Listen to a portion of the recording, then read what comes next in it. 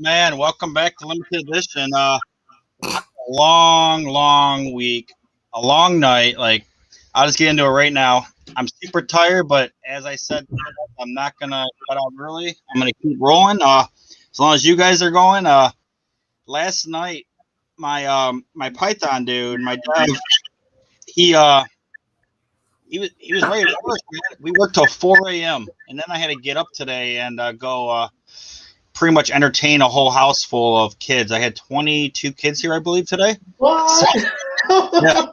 Yeah, I went to bed. Nice. Slept 4 hours, woke up, had to go pick up my kid from school. They had orientation today, and then and now I'm here. So, how's it going, everyone? For the new guys, we all know crypto. We'll let them talk in a second. We'll start with Thong. How's it going? Thong, right? I remember. Yeah, you remember. It's been a while. Yeah, it is, man. Long while. How have you been? Yeah, I've been doing well. Just staying busy, trying to keep up with all the things happening in the NFT world. It's really hard to keep up with, kids and a full-time job, and then this is like a second job now, trying to keep up with everything and all the projects and stuff. Oh, for sure. So, been very busy. I need to turn off that thing. I don't like that on the top. What is it? I don't even know what this is. How do I get rid of? All right, there we go. I don't like that up there. All right, so what you been buying lately? What's the NFTs you've been aping into? Hey, the last time I saw Thong, by the way, poor guy, man, he was suffering from the backseat. He was so sick. My God. So I invited, it was like our biggest show. I invited Steph Soto, Lindy, and Poppy on. And then the same day, Who remembers Lindy, by the way? Who remembers Lindy? You guys remember Lindy? I do. From Top Shot, right? Yeah. He's a good guy. He was a great guy. I love Lindy. Maybe one day he'll come back. But yeah, the same day I got the COVID vaccine, the second one, and I was knocked out. I was like half awake through the whole thing. And yeah, that was rough. And that was the last time me and CryptoPapi were on together. Yeah, that's right. It's been a while, man. Good to see you. Yeah, that shot knocked me out too, dude. Like the second one, especially. I couldn't. Like after the shot, I'm like, oh, cool. I want to play basketball, but then I was just like, I was done. I slept like that night and the whole next day. Oh, I had the shivers, the fever, and all that. It sucked. But hey, we're safe now, at least. Hopefully. All right, Magmaster, you've been on this show before a couple of times, man. Last time you were on the show, you're like stuck in the woods or something, man. Yep. In the jungle, straight up in the jungle. Lost internet for. Listen, guys, he was on the show, and we lose him, and we hear back from him 20 days later. He messages and says, "I finally got my internet back." What? I'm not kidding. Yeah, we thought he was done, man. We didn't know what the heck happened. It was like, you guys ever see that video? It's like on TikTok or something where the guy's just walking around like Japan or something in the woods, and everybody just watches this guy for like 5 hours walking. Someone used to always post that crap in our Discord and show it to us. It was funny. Yeah. To this date, that's the highest mobile bill I got to this date because everything was done by mobile. So believe me, I had Bell calling me the next day. Yeah, excuse me. I didn't think about that. That makes sense. Of course, you were using your cell phone, right? Oh, what's up, Chicago and Flange? I know that's not his name or her name in Discord. It's always Flang, right? All right, whatever. The people talking right now. Anyway, welcome, guys and ladies, if you're a woman. So MagNFT, man, what you been up to? I think like Thong says it, and I think everybody that's providing content or trying to share content or just supporters, whatever, if you have any type of implication in this ecosystem or community, I think we're all aware right now there is a boom that is absolutely exponential and that is remarkable. And I think everybody's surfing right now, right? Just surfing the wave, and it's pretty exceptional. And we must say that it's actually being on cloud number 9. Because if we look at the traditional markets and our neighbors, they're struggling right now. It's a hard market right now. And yet, if we go into this NFT scene, holy smoke, what is going on? I see something in the back too. I'll get too excited. It's right after you guys. I got another podcast because it's the official launch of Mr. Bob Ross in the back. So I'm working with a project called. It's on Netflix, right? Yeah, no, dude, it's an NFT project. My Little Hairdo. But who owns it? Because there's an NFT show coming out, or it did come out, where it's all talking about how he got scammed out of his partners and they ripped his whole family off of all that money. Yeah. But this ain't no Netflix goddamn show. This is NFTs. But it's his family doing it, not the old people that scammed him. So wait, the guy that's behind the project is an actual student of Bob Ross and actually painted with the guy.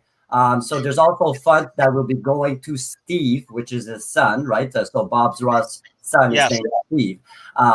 Everything is all legit. Check it out, the dude, mylittlehairdo.com. It's an amazing project. The artwork is absolutely. You can post it in a private chat if you can't type in this regular chat, and then I'll post it. Yeah, absolutely. That's the first little project that got me that I'm working. Well, launching right after you guys. There's a lot of stuff going on. There's so many to name. But I'd love to hear from the other guys. I just want to say it's nice to see you again, though, NFT God. Really nice to see you. Hey, CryptoPapi, man. I'm really happy. Thanks a lot, dude. I apologize for that for last time. I know it took me a while to get back to you guys. No worries, bro. We had a blast while you were on the show, man. We had a blast. I feel like I got to know you really well, so that was good. Wasn't that the 2 a.m. show or something? It was yes, yeah. And I had to go to bed, man. I'm like, dude, this is crazy. I'm going to bed, and it was just so long. All right, Crypto, Papi, you're up.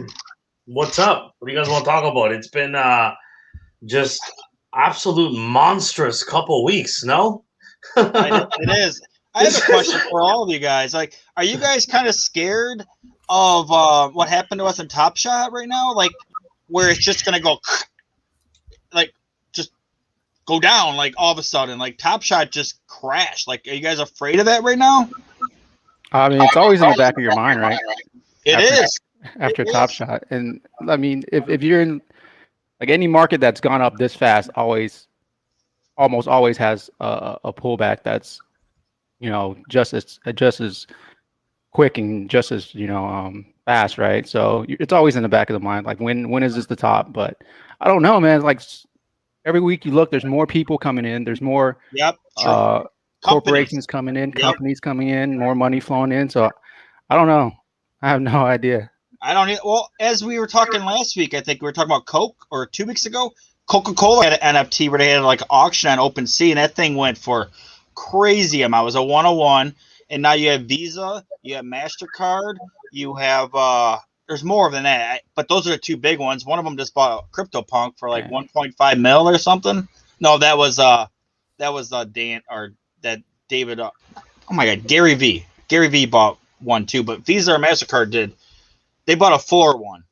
Don't forget, Gary V is part of the Token Smart family, which MagNFT is part of, and he actually listens in sometimes in our Sunday's Confession podcast. And a great community builder, by the way. I did not know who he was prior to NFT. I didn't know who he was even on YouTube.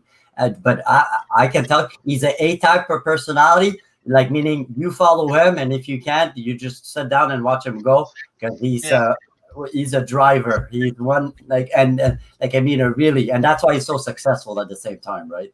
Yeah, I think he's great. I never even heard of the guy until probably it's recent. I mean, it was probably like 4 months ago, and apparently I got called a couple names for not knowing who he was, because everybody knows who the guy is. It's like not knowing who Elon Musk is, I guess. And now I know, and yeah, he's a very, very big influencer in the community, and he has a huge following behind him. So, yeah, there's actually a couple people that they built like bots that track everything Gary V does, so that they always know what signals to look for, when to buy and when to sell, and all that.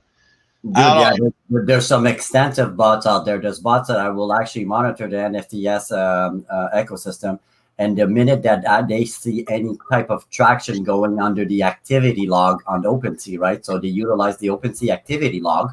So once they are able to log into that ledger, because it's a public ledger, then you should see the bots. I see them go sometimes. It's unreal. It's actually like they got and all these, as I call them kids, but meaning the younger generation have that programming ability, because it's not that hard actually. I don't do them. I don't know how to build them, but I work with people that do them. And from what they tell me, it's like, Steph, this is peanut. It's like, this is so easy to build these things. It's super easy. Like I just started learning some scripting with this whole Rue project. Like I'm not doing the Python, but I did some of the blockchain work. Like the other guy did most of it, like almost all of it. He just guided me through, but I can't take any of that credit. But I can take the credit for pretty much rewriting 3,800 different names of the pictures to match up with the metadata. Like that was a bitch, and I'm done with it.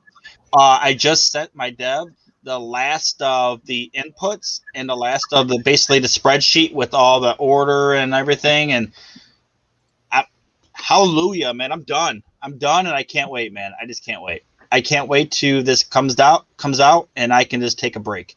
Now I just want to say something. Ben just showed up. I don't know Ben, by the way, but my wife is right behind my screen. I'm gonna get her to come. Why is all these good-looking guys? You guys look great. Corey, Crypto Daddy, you look amazing. You look in shape. Ben shows up, blue eyes with a green hat. Look, my wife's watching right there with a Hawaii shirt. You look amazing, Ben. Oh, appreciate that. Who's this guy? Look at him, man. He's so jazzy. Thong is so fun. Look at his studio. Oh, dude, he's ripped. And wait, the reason I went like this earlier is got a picture of his two kids that he was talking about. They look adorable. I wish them health and happiness for the rest of their life, Thong. Thank you. I appreciate that. And NFT God's got like the guy was smart enough to give him a username called NFT God. So like, you know, I'll leave it at that. But you guys look amazing. Just to let you know, you look all healthy and good. All look healthy and good. Well, I'll tell you what, Ben. How tall are you, man? You're pretty damn tall. Yeah. I guess it's more average nowadays. Yeah, 6'2". And he's pretty strong too, man. Like I knew this guy in real life now for what, probably 14 years. Yeah, it's been a long time now. Yeah. 15 years. Like I probably met you the first time ever, like when we went camping with Andy or something, man.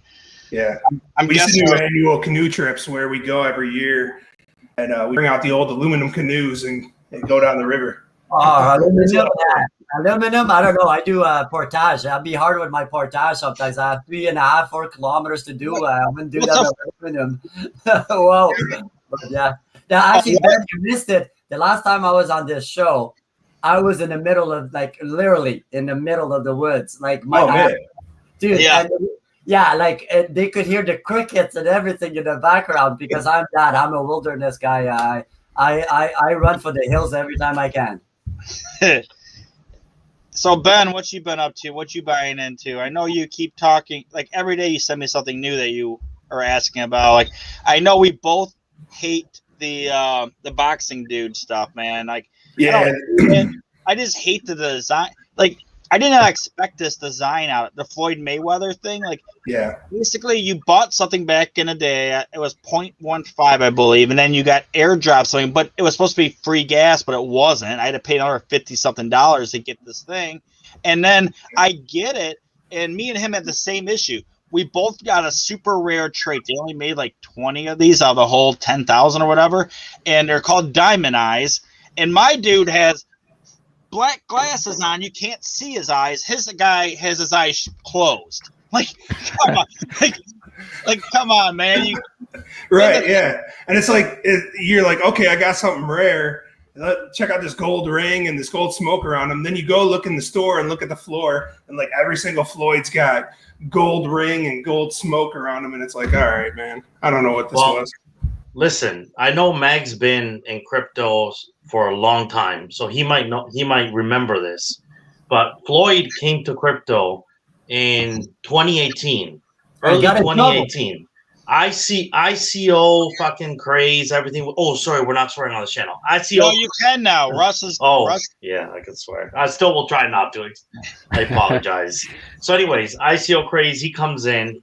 He starts pumping a coin called CRT, and the coin went up like 200% in a day, and then literally went to zero. Like it went like flatline 0 because they got investigated.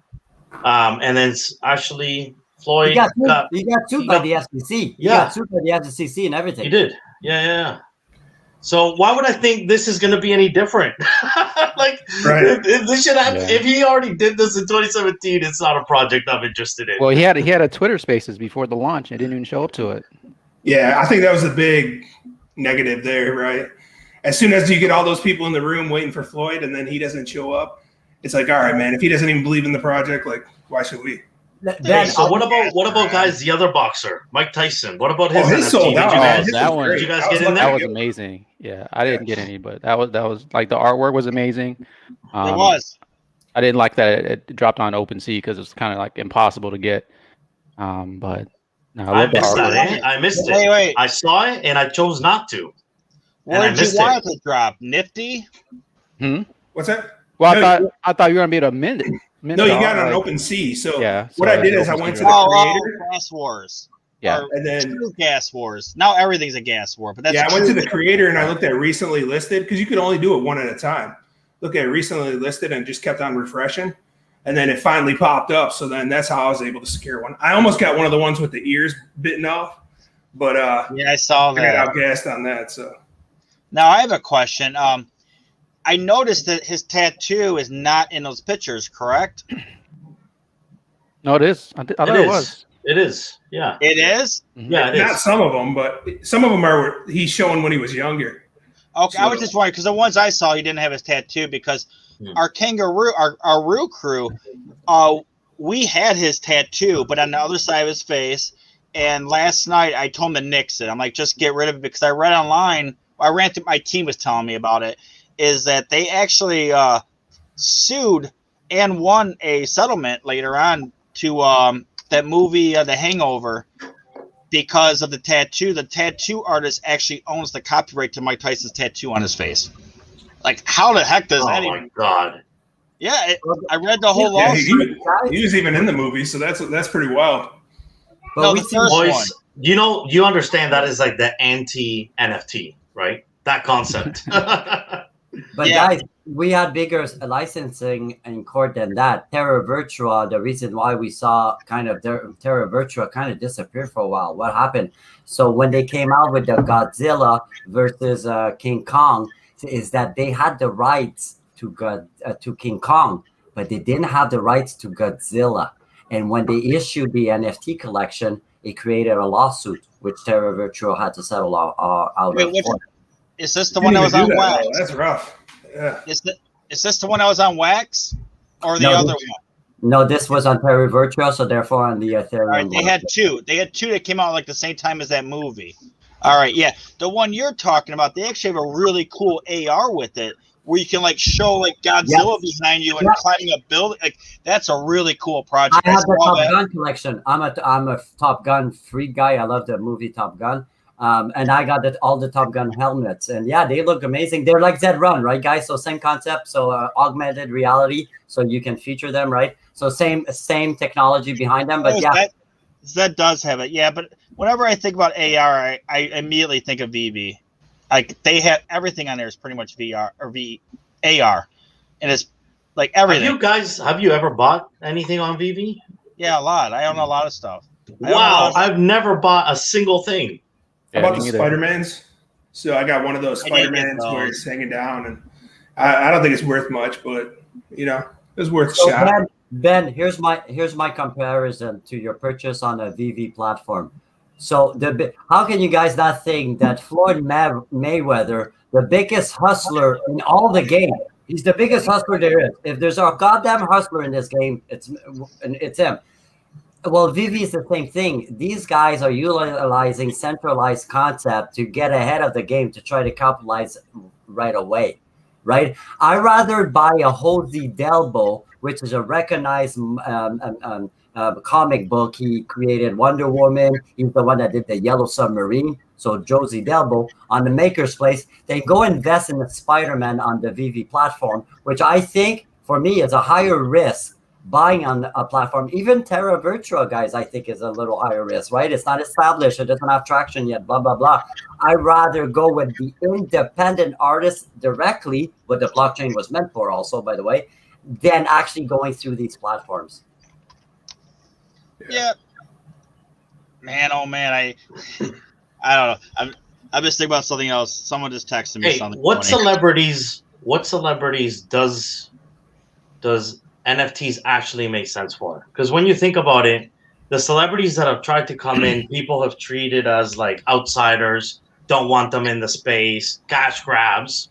Yeah. But is there a celebrity that you guys would want to see in this space that you would trust would actually advance it? Elon? Wow. Yeah. Yeah, but that's controversial. For sure, Elon, and for sure, Musk. I mean, those guys are. Actually, I just had. He's the same guy, I think.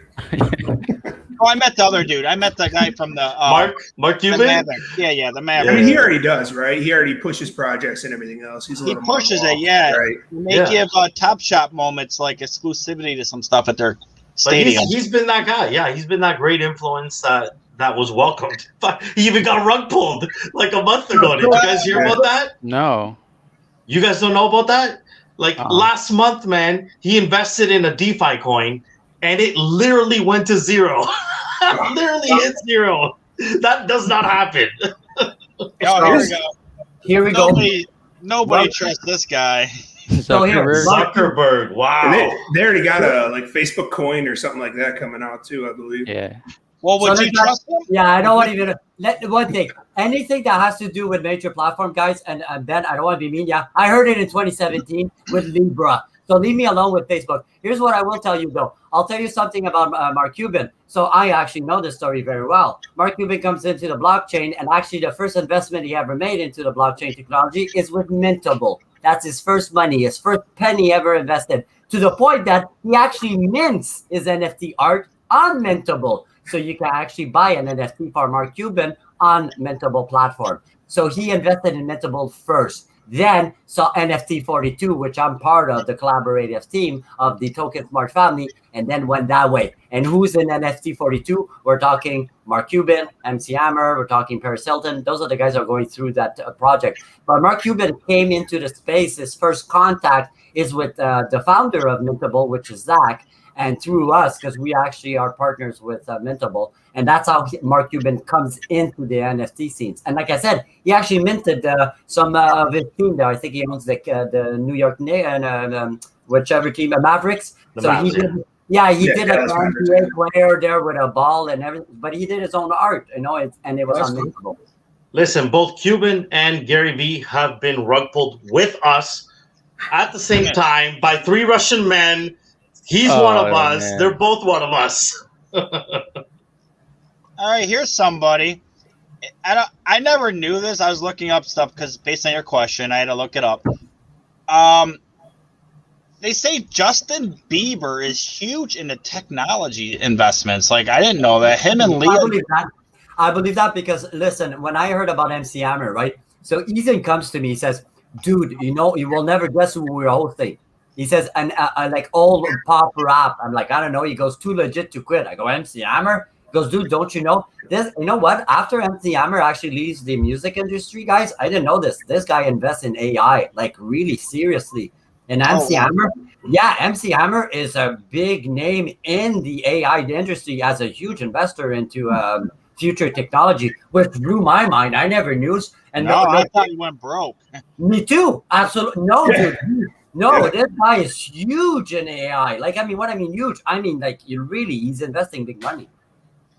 They also have one other name, which I actually would agree with, Jay-Z and even Dr. Dre, because Dr. Dre did a lot of tech stuff. I mean, he at least had the boost, but Jay-Z sounds like he's all over the place doing stuff, man. Like he's.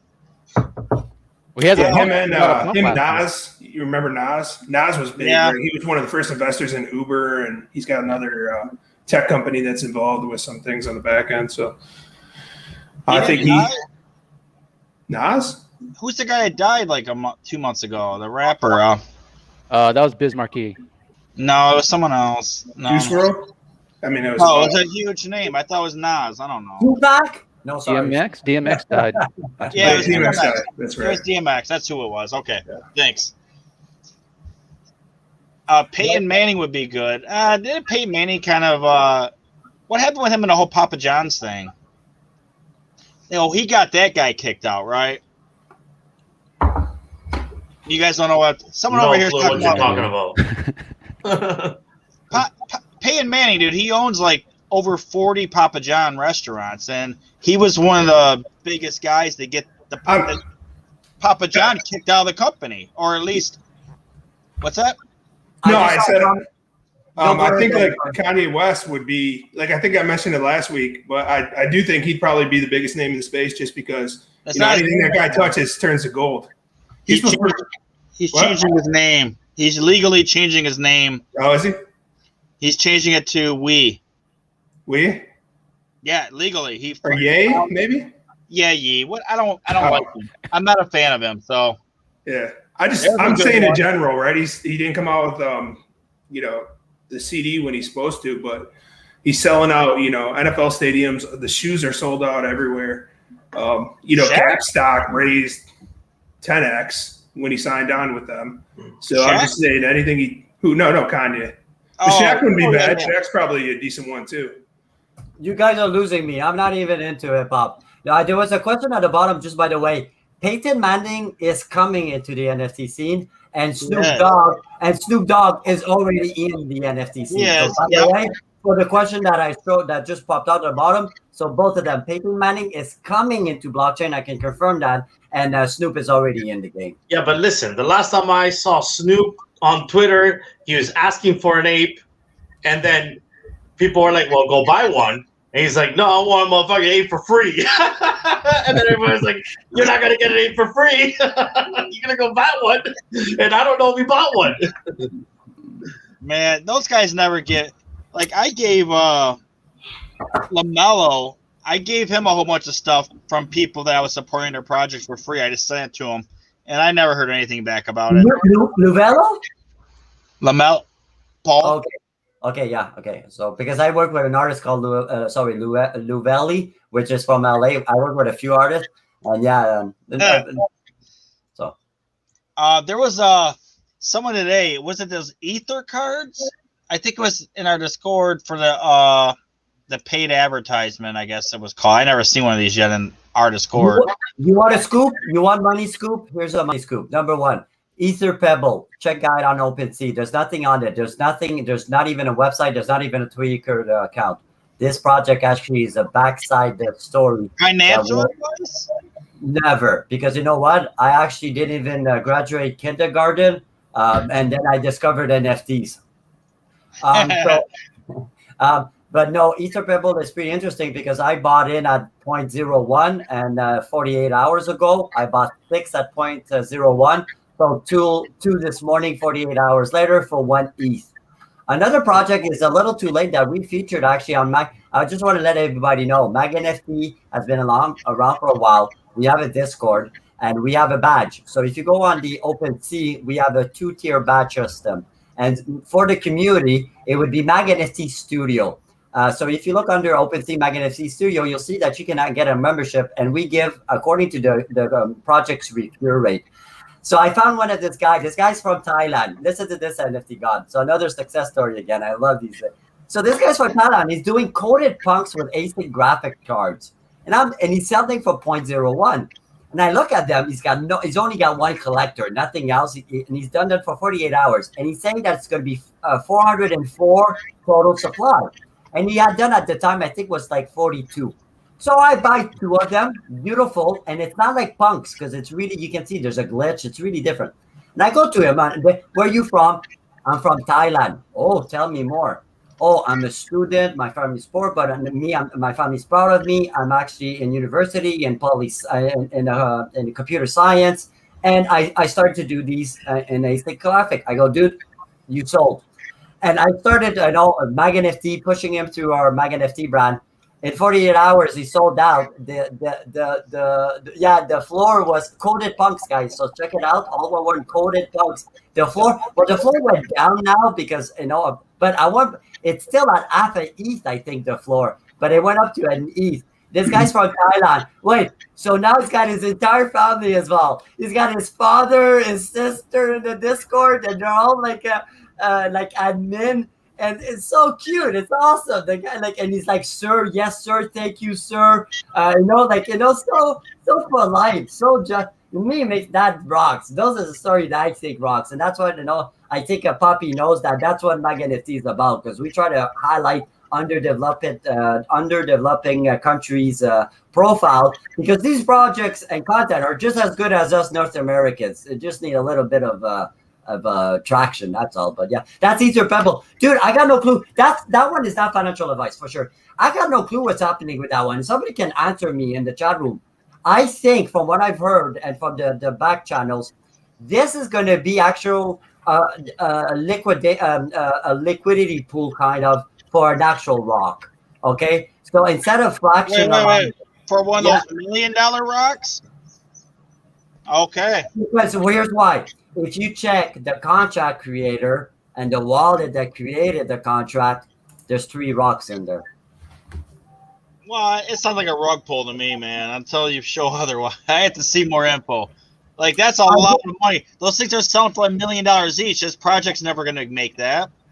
I agree with you, and I'll tell you something. A pull rug is on everything, on everybody except one thing: NFT art.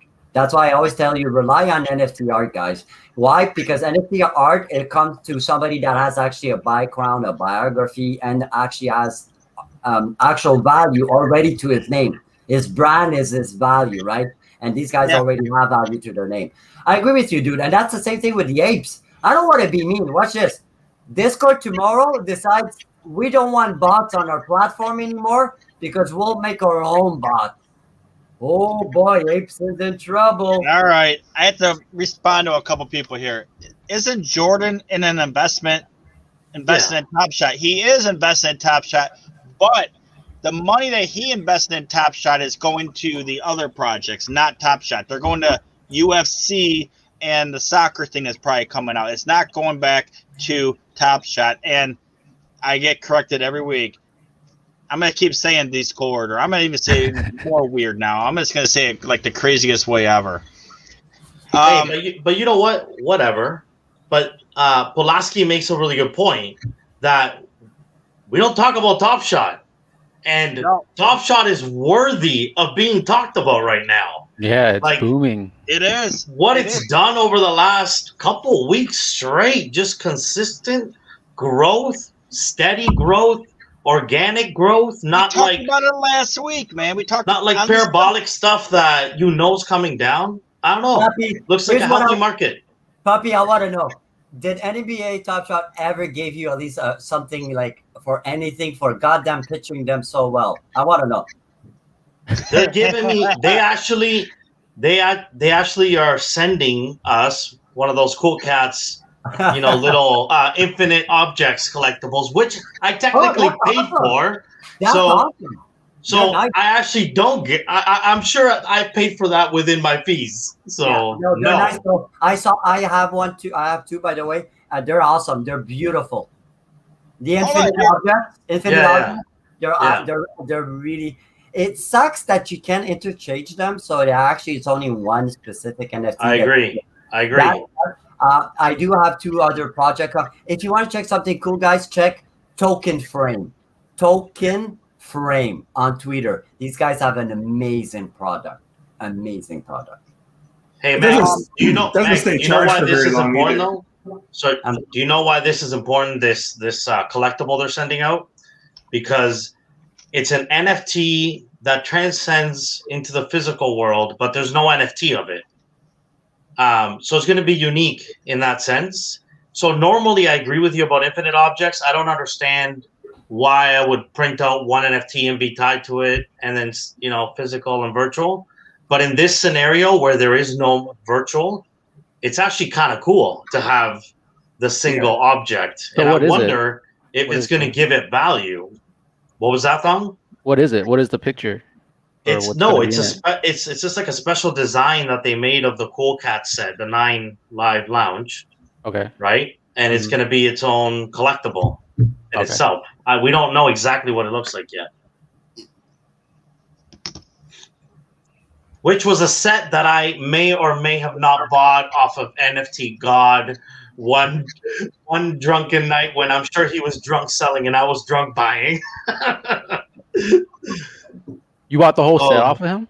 No, I bought a Steph Curry off of him for like $25, and I remember I messaged. I didn't even know. I didn't notice right until later. Then I messaged him. Go, mofo! I'm gonna make you regret that. But if we all have viewers, here's what I can tell you guys. So if you were an NBA Top Shot, let's say 6 months or whatever, 4 months ago, you know what was the issue? You couldn't withdraw shit. And I'm not a big player like CryptoPapi and NFT God. I didn't get in the NBA Top Shot because I'm not an NBA kind of guy. Here's what I can tell you. I only had about $1,000 worth, but I got verified and I could withdraw. And I say, it's about fucking time I can withdraw. Guys, those that actually previously were complaining like me about the withdrawal process, good news. They smoothened that out. I was able to withdraw mine. So just like one day now. One day. Yeah, but wait, NFT God, guys like me that actually did buy packs and then kind of let it go because it was an issue for us. We couldn't fucking cash out. So for me, I kind of got out. I paid one pack at 200. I would have bought 5-6 of those pack at 200, but I stopped because I know I couldn't withdraw anymore, and that's not within my guidelines. But now I can say I hate that it's in USDC. I hate that. But at least now it went smoothly because when I requested for only 185, so it's a small amount, right? I'm not the most important guy. Well, within 72 hours, I was approved to get it. So that, for me, as a user, as a small fish user, that's promising and that's good news. Oh, yeah, they smoothed out that.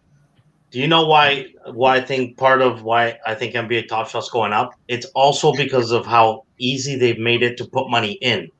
Not just take your money out, but I was quite shocked that 2 days ago, I said, that's it. I got to have the LeBron James Kobe tribute dunk.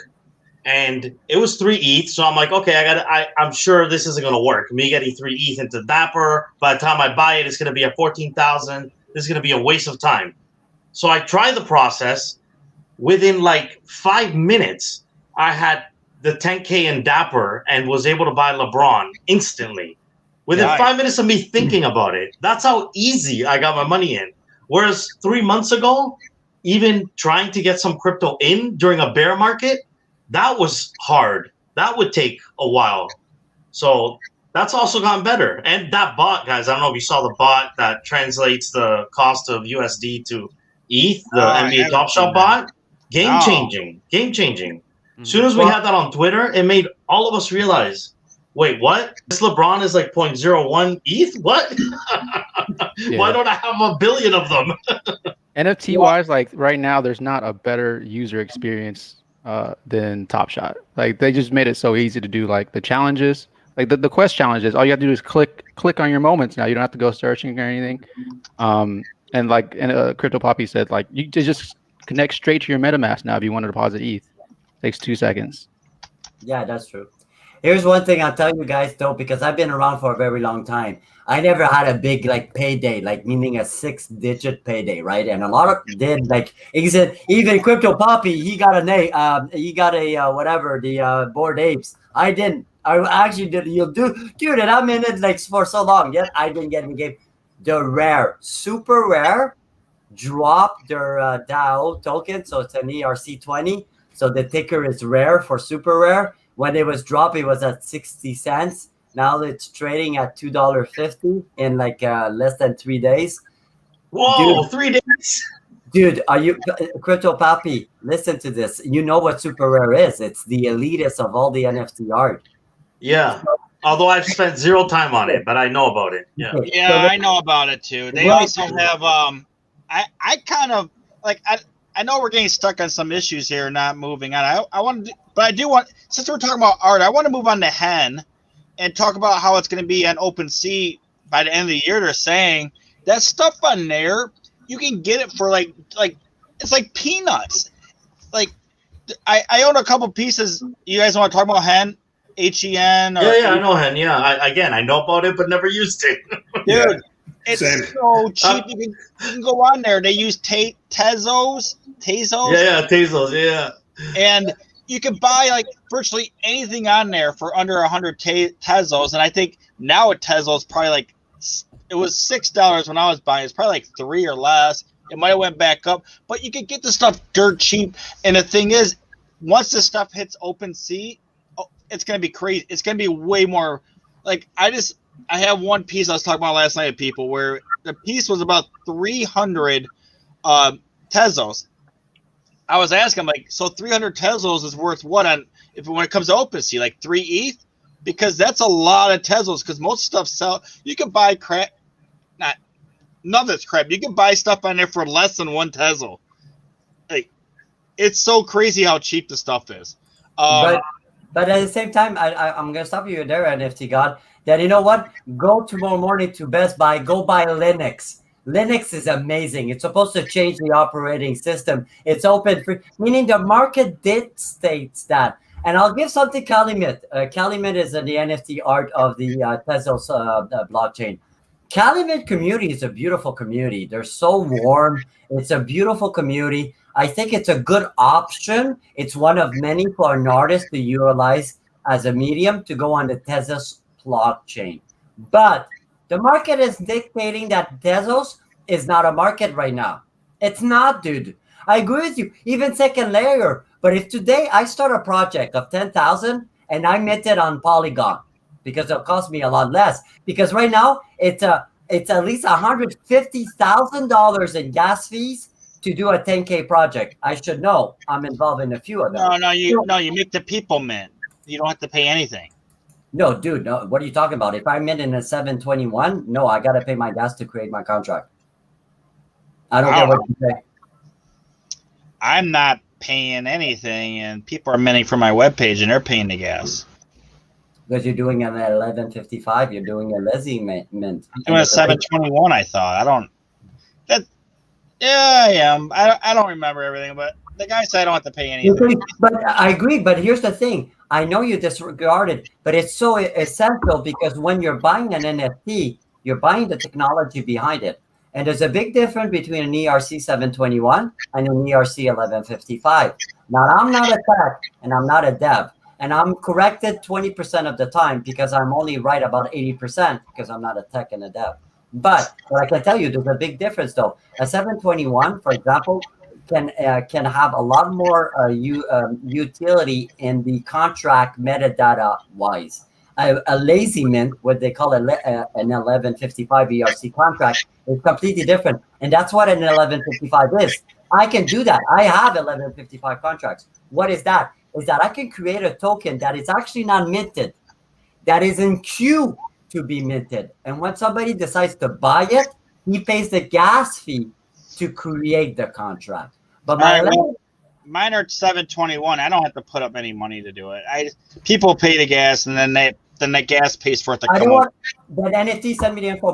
Listen, I don't want to get you on. It's impossible. No, I don't know about the stuff, but that's what my dev told me, and he told me. He lied to you. I don't want to get upset. He wouldn't lie to me. Like that'd be the worst lie ever because he's not getting money off me because they don't have $150,000 they give him to do this. If you minted a 721, you need to pay the gas to create the contract, no matter what you want to do. But you're talking about just the initial creation of the contract. No, I already had the contract's already created. Yeah, you already paid the gas. You already paid it. No, I didn't pay anything. It doesn't cost money to create the contract.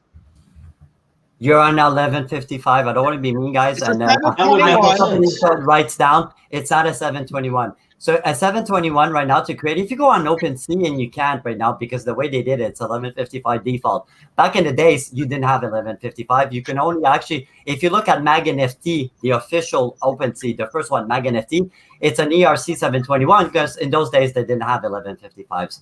So when I created my 721, right now, if I want to create a 721 contract, just the actual contract, not a token, the contract that will create tokens for my ERC 721s. Right now, will run about $200. Well, right now it's $120 just to actually buy and mint on them. So it's around there, $120, $150. That's my gas just to create the contract that will not do a token, that will create the contract that will allow me afterwards. Oh, I think it's at 150,000. Dude, if you want to make 10,000 ERC 721s, it will cost you 150 grand right now. That there's no if, that's on me making up a statement. That's a fact. You're creating. I need to check my dev. I don't know about all this, and you're scaring me. So let's not talk about it anymore. Let's talk about But NFT God's saying I didn't pay it, so if I didn't pay it, who paid it, right? Yeah. Let's talk about their background. What is this? What's Kev talking about? A Nanoleaf. What is this? Oh, it's the lights behind me. It's the what is that? Yeah, trash. It's a Nanoleaf display. So they're LEDs, and you can like change the colors and stuff. So I can go on a phone. There's an app on my phone. I can change it to like, disco colors or whatever. Wouldn't it be change the cool design and stuff too? Yeah, you can. Yeah, they're panels, so you can shape it however you want it. Yeah, what's a Nanoleaf? That's what those are. That's what That's it is. it. Back there. That's what he saw. Yeah. That's a name brand of it? Yeah, it's the name of the brand. Oh, okay. So yeah, they're just LED panels. Nice. All right, next topic. Danny's not here. That sucks. He didn't join us. He was supposed to. One of you guys wanted to talk about whatever NFTs he has. Like, two of you guys brought him up. I just wanted to ask Dan, like, where he finds these projects. Like, He finds some. He shows weird up stuff. every single day with the most He's off like- the wall projects. He's like Fred, man. Fred has some crazy stuff too, man. Like, I don't even know where the guy comes up with. But I started diving. But the thing is, all the crazy stuff I dove deep into, it's now selling for a ton of money. Like, I bought those art block things like 4 months ago before I even heard anybody talk about art blocks. And then someone's like, "Oh, you bought the wrong art blocks." So I sold them for like dirt cheap. And then the next guy comes along and sells them for like 5 ETH. I'm like, you son, oh man. So I just hold everything. I'm not selling anything. Like I'm like, I have the most diamond hands you can have right now for anything I have that's rare. I just hide it. What are you holding right now that to you is like precious, unmovable, not selling, don't care what happens? It's a whole bunch of stuff. But there isn't not one project. My favorite project that I have a lot of now is NFT boxes. I believe Pranksty's going to make that a great project. I mean, it's not like they started off really great when they had Cody on there, and he was the curator of the first Genesis box, and it kind of got a little bit weird. But he still has a lot of money, and he has some other really great artists involved in that. And I think the end of the year project, the end of the year box, I have all the keys now. So I don't even buy the boxes anymore. I don't buy the tickets. I just buy the stuff afterward, man. And last one was fuck render though, right? Yeah. What did you think of Carlini leaving the project? He was the project manager. Yeah, I know. But now that means Pranksy is going to have to spend more time on it. I don't know that, man. I actually talked to Carlini quite a bit about it because I asked him what his thoughts were on it, and he had nothing negative to say. So I don't know. I mean, it seems like they left on really good terms. Who knows though? I mean, he's not one guy. He's not a guy to go out there and air the dirty laundry either. So who knows? But I was telling you, he did not say anything negative about him, and it seemed like it was mutual. And like Carlini's moving on to other things, and Pranksty's pretty much going to take over that whole thing by himself. And we already know the dude's like an NFT monster. He has the base. He has the followers. There's already somebody in the shadows that's going to come in over to take the project manager of the NFT boxes. The only thing I want to tell you before I leave soon, NFT God, I'm going to go to sleep, and I care for you. I want you to get back to me about that, what we spoke about. Because this I'll ask my guy right now and ask him. Like, there's no way this is.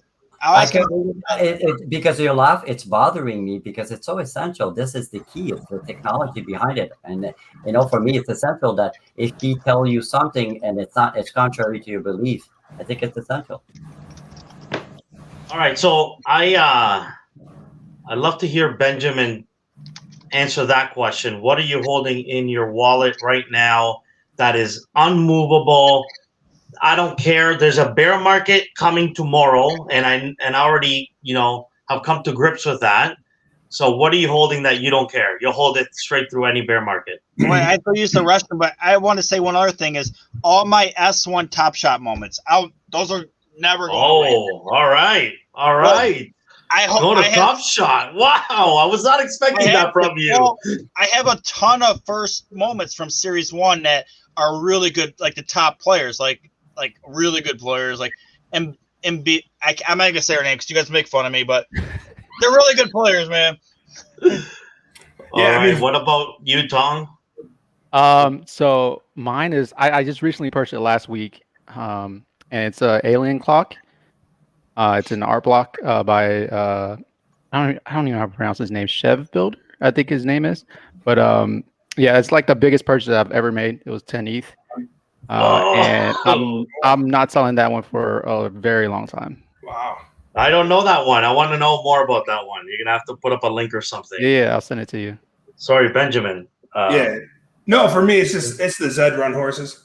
Oh yeah. All right. Which one? Just you know what? And this is true, Ben. I'll ask Zed Gazette. I was the first one to bring the Zedrun project into the Token Smart podcast on Sunday's Confession when it was in the beta form. And I don't own that much. I only have one horse. What an amazing project. I love the guys over there. I know Atari is everywhere, and I love the skits they did. That project, my friend, for me is a winner. You know what I mean? I just love Zedrun. Just want to give props to the team once again. Amazing accomplishments that they have done.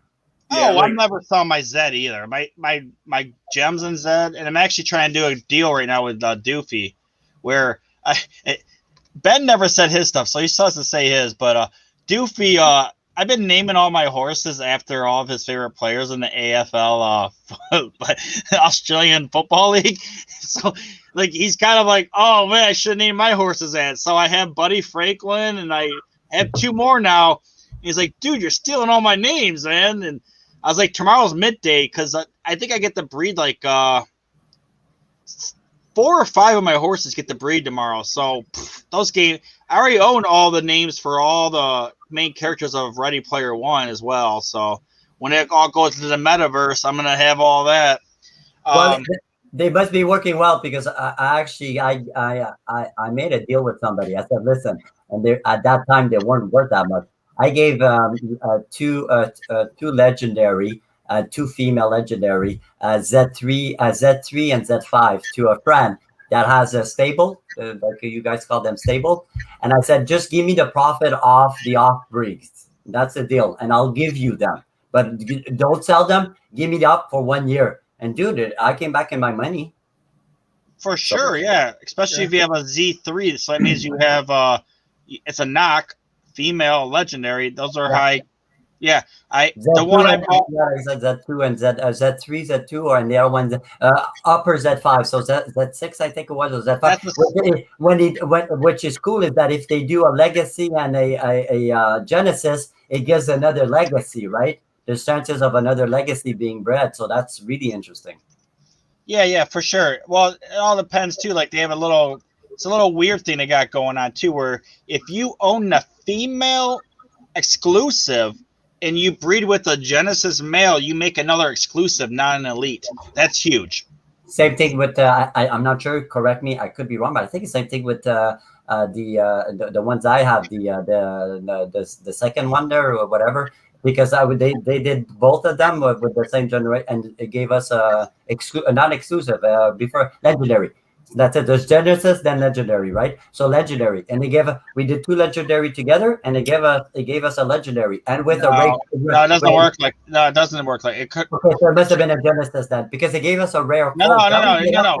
Any legendary that breeds will create an exclusive. You can never get a legendary from a legendary. It doesn't work like that. No, but if you do a Genesis with a legendary, it's still an exclusive. Still an exclusive? Yeah. Even the first breeding process, I'll have to double check. But I remember breeding one of my horses, and I got a legendary back. I might be wrong. That's not correct. It's impossible. You had 2. The only way to make a legendary is to have 2 Genesis. That's the only thing. That's the only way. All right, Ben. You have to answer your question. I interrupted, man. That was actually my answer to the question. Was the Zed horses that I had? That was his answer. Yeah. So because you didn't elaborate. Because I mean I don't look at the prices of Zedrun. So I mean my horses could be worth 5 ETH right now, and I have no idea, right? Because I just don't care what the horse price is. I just keep them because I want them. I love that. I love that. I love feeling that way about a project, right? Isn't that like a good feeling? You're like, it does not matter what happens. Right, exactly. So you're going to get more out of it, right? Anyways, right? Yeah. Female or male horses, so yeah. And so man, I think so much like you guys. Like that leads me to what's in my wallet that is unmovable, and that I buy one every day, but I don't even pay attention to how many are there, and don't ever think about their value. And it's for the same reasons, and it's the chickens.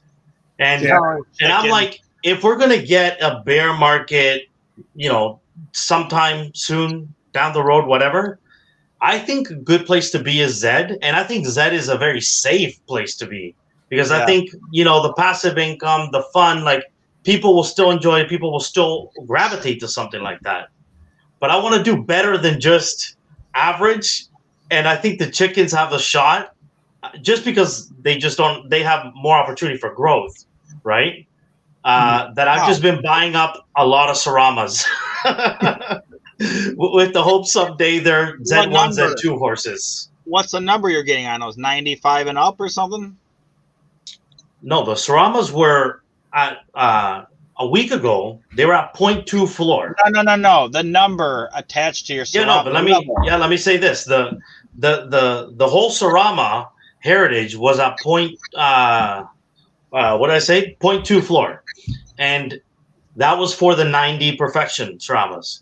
And then so basically they started to creep up to like a 0.3 floor, and there was a huge, over the last 2 weeks there's been a huge inconsistency between a rare Sarama and its price versus the floor. So I was picking up 95 perfection Saramas.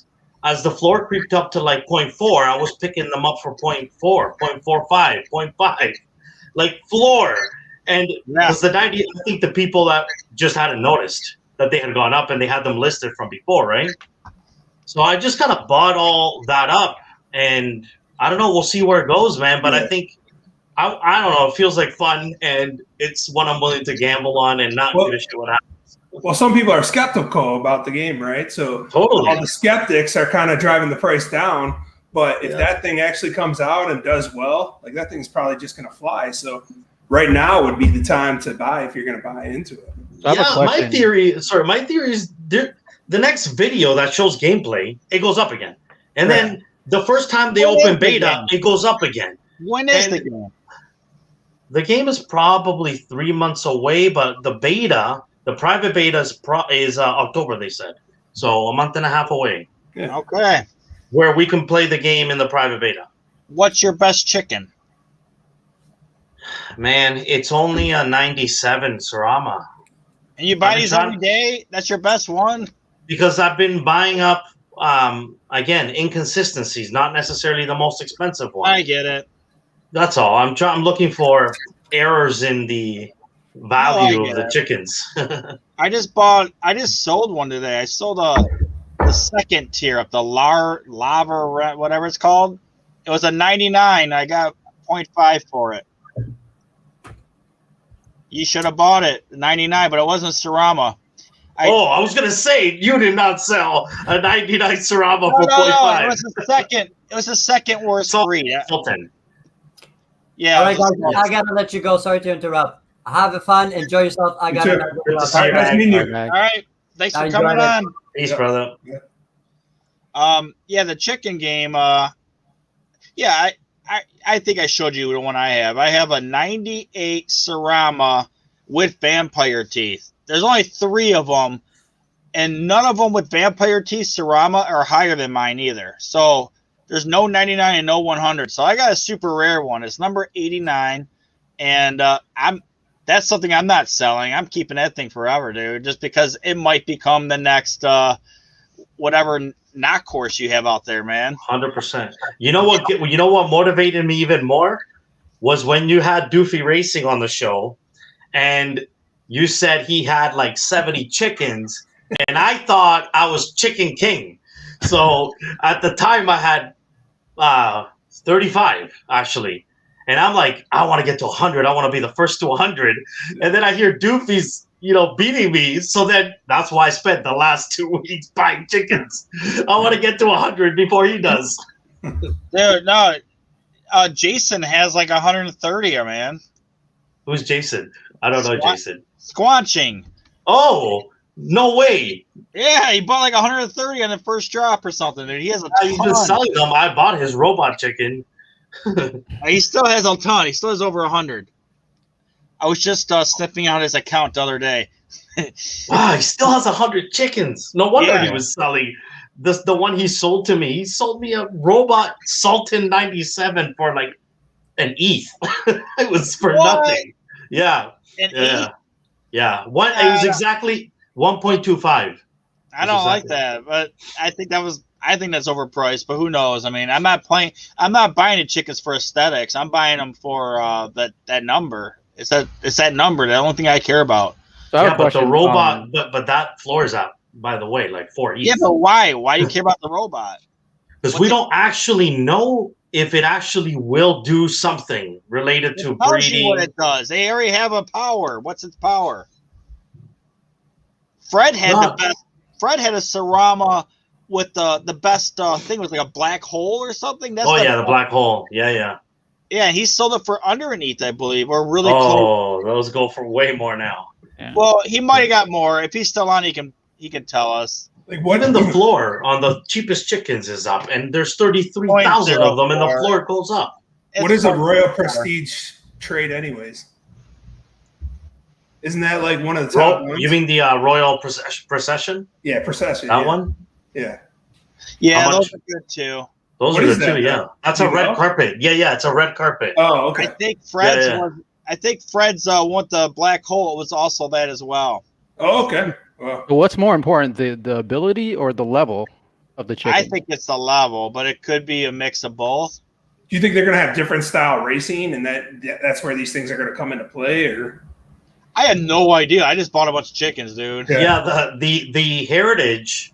What they've said about it, what we know is that the terrain matters for the heritage. Okay. So there's going to be terrain that actually suits a lac right now, later. It doesn't mean that the lac isn't worse than the Sarama, but it means that it might actually give it some better odds in that terrain. It's like Rafa, the tennis player, when he plays on clay, that's where his biggest odds are. It's basically like that. So we'll see. We'll see. All right, Fred got 1.5 for this, and he said it's only one of 2 black hole vamps. I think he could have got more than, right? Oh, yeah, for sure. One of 2? And he just sold it. One of 2? Before the second drop. So that was a while back. That is like 10 ETH worthy. One of 2 chickens.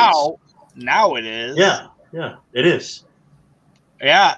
I remember him telling me about that, man. He also, I have to say this, Fred, since he's here, Fred actually was the first person that I heard in Wade's Discord talk about the art blocks. Oh, really? Damn, man. He gets that credit? Because that's pretty special credit to give someone. He also minted a Fidenza. What?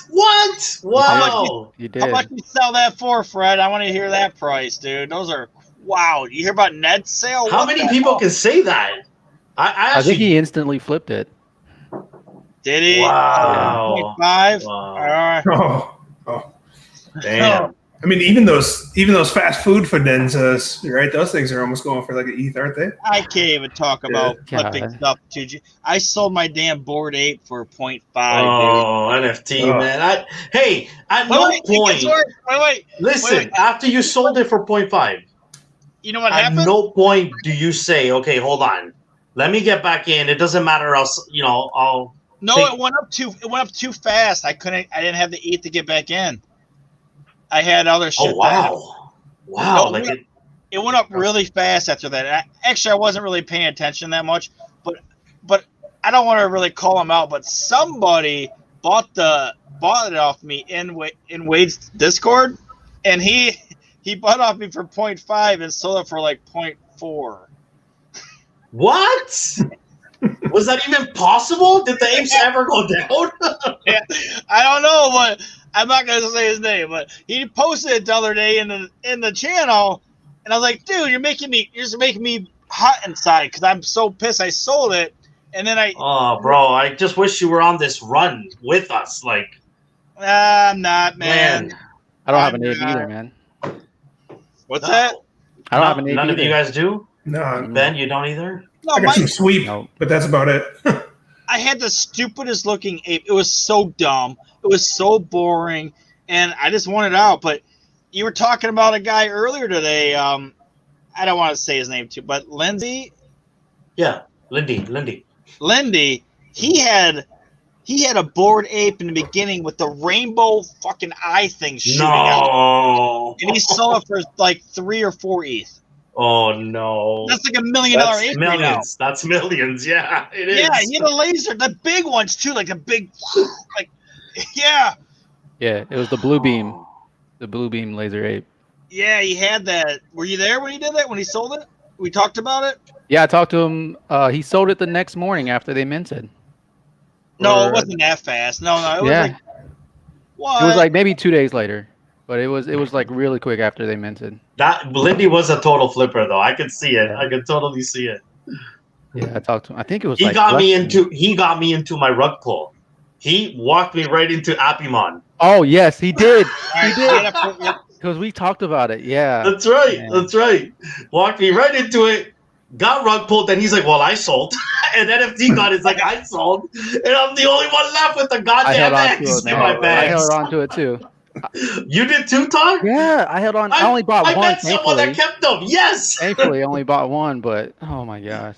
I thought it was me and Diggaling. Diggaling still has his eggs, man. He still hasn't done anything with them. He has everything, dude. Like, yeah, he has everything. Like, did he ever get any of those Apimon good prizes? Oh, he got a people, right? Bro, that was all rigged. Of course he didn't. He had the best odds. He had 1,000 eggs or something. Are you sure? I thought he got a people. No, man. No, that was all rigged. Nobody wanted it. What the freaking developer took it in Thailand, bro. This guy's kind of mean. He's pointing out who bought my ape and sold it for loss. That's mean. Oh, it was. That's mean as hell. I wasn't gonna say his name because he's been nagging me every day over that. So am I, but yeah, I know it's blockchain, but yeah. Oh, that's man, it's brutal. Yeah, we both took a lump on that one. But I will say this: is it Brilliant Green or is it CST that I think it's Brilliant? He sold off his this guy made a brilliant move. He sold off his the fishes that we were all buying up, the ether fish. He sold them all, and he bought a whole shitload of aped right before the huge thing. So this dude probably has a lot of aped and a lot of cash right now because that stuff. Like I bought in super cheap. I got like 4,000 shares for like I think I was buying like 0.1 for every 4,000 or for every 1,000. So that's pretty damn good because that stuff's worth like I hear people in the channel now selling like half, like 0.5 or whatever. They're getting a shit of money. They just had a new membership round and they're selling 1,000 token, 3 ETH per 1,000 token. So that's nuts, man. Yeah. That's nuts. Yeah. So it's like 30x what we bought it in for. 3,208 for 9 ETH. That's sick. Are you still holding it? Yeah. Yeah. Yeah. That's something like I'm gonna have forever. I'm not selling because that's like the only exposure I have to the Bored Apes right now. Like they're all, way out of my price range. So and listen, if you want more exposure, look at this. Listen, if you want this. I hooked Fred up. I gave Fred 508 for I don't even know what he paid. He paid me probably like 0.05, something like that, because he wasn't able to mint, and it was sold out by the time he tried. So Oh, speaking of hooking people up, I didn't even do this on purpose. I would do it as a joke. I gave like a Punch Father, Rice Boy, and Wade's all like this thing called Rug Pull. It's from a game called Parallel. And 2 days ago, I guess they announced that anybody that owns a Rug Pull of this card, you get a free airdrop to this thing that's only gonna make 1,800, and everybody's gonna get one. And now they're over 1 ETH. And I gave it to all these guys for free like 3 weeks ago as a joke, and now it's a So I just lost out on another $9,000 there. Well, listen, guys. If any of you want exposure to the apes and you can't buy an ape, Dingaling has a sweep coin. You guys know about it? Yeah, I got some of that. You got some of that. I got some of it too. I have been watching it actually just for fun, just to kind of see how it performs, and it's not performing as well as the apes are, and probably because there's just a lack of liquidity for the coin. That's all. But if that ever changes, it could easily outperform the market as well during other times. Put that thing in. It's fractionalized. Put the thing in there. It's called Sweep. Yeah, his coin is called Sweep. But it's fractionalized. Yeah. Yeah, and I think he'll probably put the aliens in there too once they drop. Well, I have that one, and I also have Dead. What's the Dead? That is the zombie punk that they bought off the party. There's a party NFT, whatever the party fractionalized site was. I have part of that too. Ding owns like a large chunk of that too, right? Because he put a large. What is Jason? I mean, I think he owns a large chunk of everything. Well, yeah. Yeah. I loved his tweet. His tweet 2 days ago was like, I guess it worked out not to sell, huh? It was the perfect tweet. Dude, the thing about Dingaling's like Top Shot alone, just as like he's gonna make so much money just off that 300 ETH Axie investment. That alone is gonna make the dude a billionaire maybe one day. Yeah, that's it. Listen, I'm sure the way he feels is he's looking for that extra zero. You can just feel that and sense that in the way that he's making investments. Yeah. I'm sure he's already, plentiful millionaire.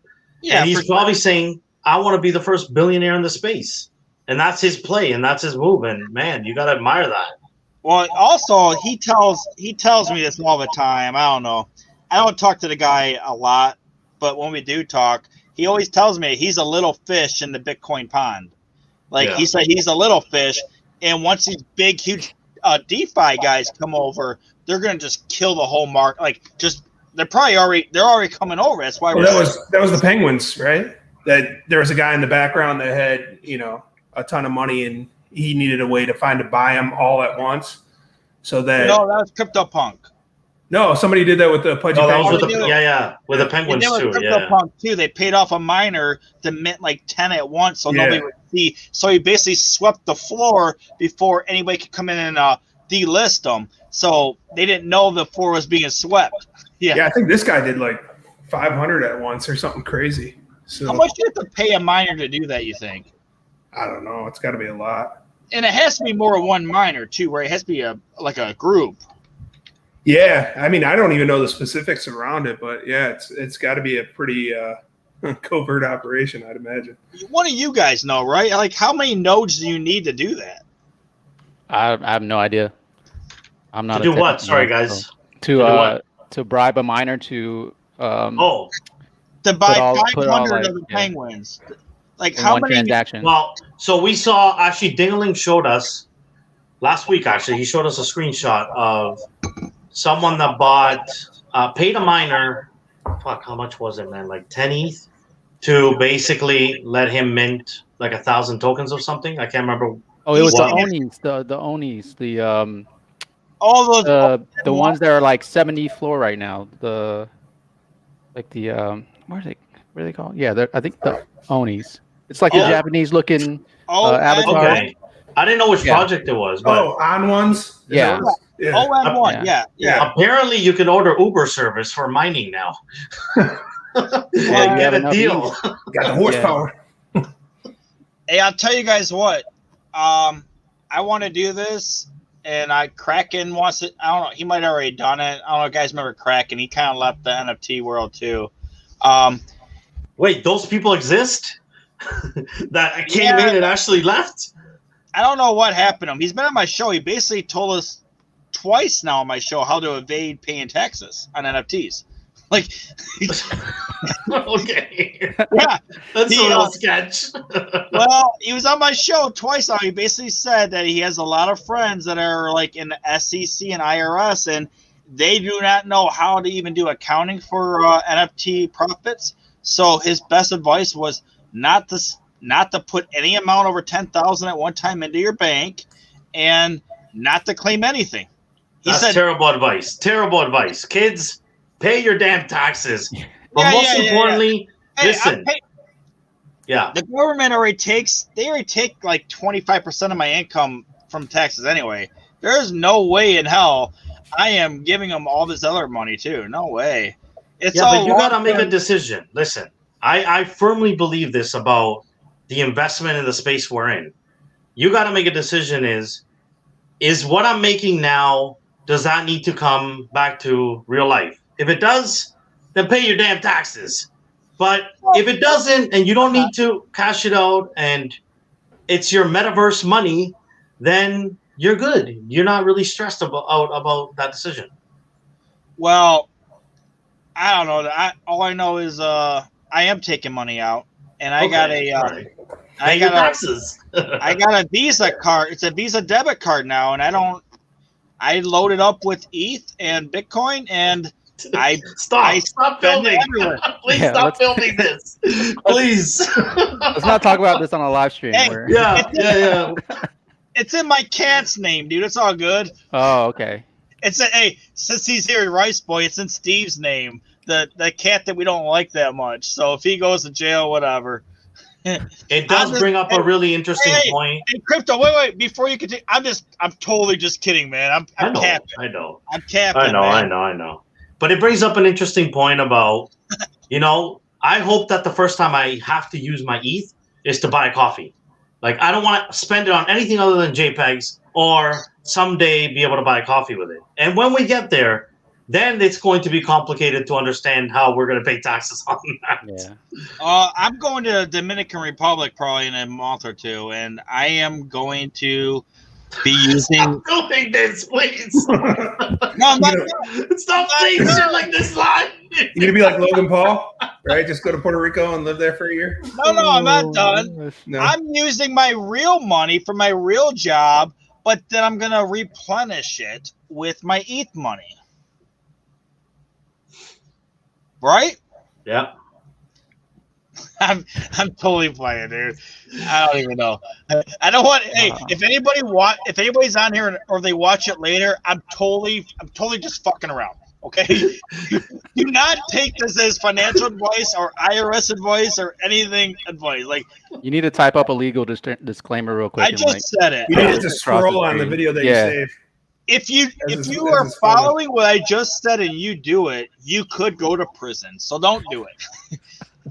Yeah, and we've seen people do that in the past who are filming on YouTube talking about what they're doing and not doing it. They get bigger than they ever thought they would, and then it comes back, right? Yeah, this video might be deleted later. I don't know yet. But you're good, man. You're good. No, I'm just, dude. I don't make enough money to even do anything. Nobody gives a shit about what I'm doing. What's that? Soon, Poppy, not Steve. Yeah. Rice Boy has a very special place in his heart for Steve, man. Were you guys in the? Were your cat's named Steve? We have 5 cats now. I don't know how to get rid of them. I don't know. I can't say no to people when it comes to these. But were you guys in the Discord when I was building my deck? Did you guys see like my pictures I was showing every day? Oh, well, Steve was like underneath the porch, or he was like underneath the deck as I was building it, and Jason's like, dude, what's that cat doing under there? Don't trap him and stuff. So yeah, he likes Steve. Anyway, we're done talking about that shit. Let's talk about what's the most recent NFT that you bought? The most recent mint. And who's echoing? Is that me or is it one of you guys on your screen? I think it's you. I think it's you, bro. All right, I'm gonna switch it up. Yeah. All right, tell me your What is- most recent mint. Jesus. All right, Benjamin, you want to kick us off? Yeah. Well, so I tried to get the baby battle bots. I tried to mint. Oh those. yeah, I was in there with you. Yeah. What? Yeah, Oh yeah, so- you put me onto those. That's right. Oh, did I? You did. Yeah. So So I did you tried get to any? in Did you those. get any? No, I didn't get any. So then I was trying to buy it on aftermarket, and they were just flying. So I failed probably like 3 times, even with fast gas. So then I was like, all right, I'm just going to go for one a little bit up. I paid 0.22, but then with gas, it was like 0.25. So I don't know. They went down since then, but we'll see. We'll see how they end up working out. Plus, I got that K9 cartel yesterday. So I did everything you did right up until the 0.2. I said, okay, that's too much for me, and I let it go. But yeah, man, I wanted in on that project. It looks great, man. It looks like a great project, and I think it probably deserves to be above 0.2 at some point. Right. Yeah, look, I'm looking at the floor right now. It's 0.1875. So maybe I made the wrong move, but I figured with the low quantity that they had that it would be decent. And then it sounded like Generation 2, you're going to get like a free airdrop. So, God. And you're getting it pre-revealed. You're getting it pre-revealed, right? Right. 2 days you get it, right? The reveal. Yeah. I'm probably gonna get in if I see that thing drop any more. Drop a little more. Yeah, I mean, sure. if I go for 0.15, I'm gonna get another one or two. Yeah. So. Are they having a second drop though soon? I think there's September though. September. it's like That's like down the road. How many freaking It feels like a moonlights lifetime in in NFT? NFT like world. 10 years from now. Yeah. Right? I mean, chickens A lot had will a happen third by drop. then. This one will. Right, you're right. Just so everybody here knows, I will not say what he said exactly. I'll paraphrase, but he said along the words of, "Is he mental?" He is totally wrong about me having to pay money for people to mint off my webpage for 721 tokens. So, Yeah. I think we knew that. Sorry, I know he was insistent on it, but I didn't think that was the case. he was very insistent. But if he's still listening, that's your answer. It comes from my blockchain dev. Like, the guy knows what he's talking about. So sorry, what was he? Are you doing a 721? I am this week. Okay. But you don't know So about who does pay the kangaroo? gas? I'm curious actually. So who does pay the gas? The people that buy it. Oh, so you don't have to pay to basically put your contract or your tokens on the blockchain. No, they pay it. They pay it to transfer it. The contract's already there. We already have the smart contract already built in with OpenSea or MetaMask, whatever. Whoever. I don't know. I don't know. I don't do that. Don't worry about it. Don't worry about You it. did all that. Kids, just pay your taxes, damn it. Oh, I love paying my taxes and I love giving back to charity, man. Eric, you guys keep talking. I need to fix this. I'm echoing really bad here. No worries. Did any of you guys, guys do the Dogs Unchained? No. No. So with Dogs Got on that Unchained, it was kind of a cool drop. I mean, they ended up selling out all 10K, but they actually had you reserve them in the Discord, right? So if you were early, I think you could get 3. I was a little bit late, so I could get 2. And when you went to their site to mint, when you connect your MetaMask, it actually knew that you were able to mint 2. So you didn't have the gas wars with them because they were already pretty much reserved for you. So it's kind of a cool concept that worked, because a lot of times with these projects, you'll see, right, if they don't, drop 3,000 right off the rip, a lot of people get disinterested, whether the project's good or not, and kind of move on. Like, hey, this thing's not moving, so it's probably not a great project, and use that as an indicator. Where these guys kind of already knew at this point they're going to sell out because they already had the reservations. Yeah, a lot of projects are going to that, like the mint passes for people that are early into the Discord. Yeah, and I think that's the way to go going forward, because it eliminates gas wars for people that are already invested into your project. I know Tools of Rock did it. Yep. And I don't know if you guys are in the Crypto Dads Discord. That's a new project that's coming out in a couple, I think next month. But they're gonna have a mint pass as well, where you get 3 if you're early. Yeah, what do you think about that project? I dig it. You guys know of projects that are a month from now? It's not a month. It's like 2 weeks from now. Okay. They were actually good at really promoting their project, so that was probably one of the earliest projects I've actually been in. Yeah. I don't They have know. merch, they I have only everything have ready to enough time to wake up, look at the drops of the day, learn about it that day, and decide what I'm going to do that day. I mean, 90% of the time, that's us Right. too, you know? Right. And now there's so many bots, like, I don't even know, right? I Yeah. think the Sharks had like 10,000 people in their Discord or something like that, right? And they only sold like 2,000. I saw 3 of those projects this week alone. 3 projects where I walk in, 10,000 on Twitter, Discord dead, and it's literally minting. It's in the middle of minting, and the Discord is dead, and there's 10,000 people on Twitter and 4,000 in the Discord. Yeah, I'm so scared of those that koala project that just revealed. The koalas look really good. No, okay, yeah. Okay. The Which ones koalas? Which ones? Yeah, there's like 3 of them. Yeah, which koalas? Yesterday. Well, there's one that looks really good, and then They were both yesterday. Yeah. Oh, I didn't know. I don't know. I didn't get it. Was it the secret Yeah, something like agency that. or whatever? It starts with the I, The ones that went up to 0.5 or the ones that stayed at 0.1? Because I chose the wrong ones. I chose the ones that stayed at 0.1. I chose the cute ones, and then it didn't do anything. And the secret agent ones, earlier before we got on, they were up to 0.85 floor. Yeah, and you go to their Discord, right? They erased everything 100%. that they had previously. It's like I don't know if you ever got in the Wall Street Bets Discord before, but it's literally like that. It feels just like a pump server for them. So I'm like, I don't really know the roadmap, and this seems a little crazy, but it's working, man. I've never seen it go from like 0.05 to 1 and it have so many unique ownership. Yeah, that's when you just sell that shit and keep a couple, but keep just buying and selling, man. Yeah, quick flips. Yeah, CryptoPapi, it's you that's echoing. No, I got a I headset mean, he's on. not echoing on my end. I got this now. That's not possible. I got a headset on. All right, I don't know then. I got my mic out now. Yeah, there's no echo anymore. I think we're good. Yeah, I don't get any echo. All right, it was me then. Okay, I take the blame. Is it better though? Yeah, that's better. So let's talk about the. My last thing was crypto tuners. Like, they died.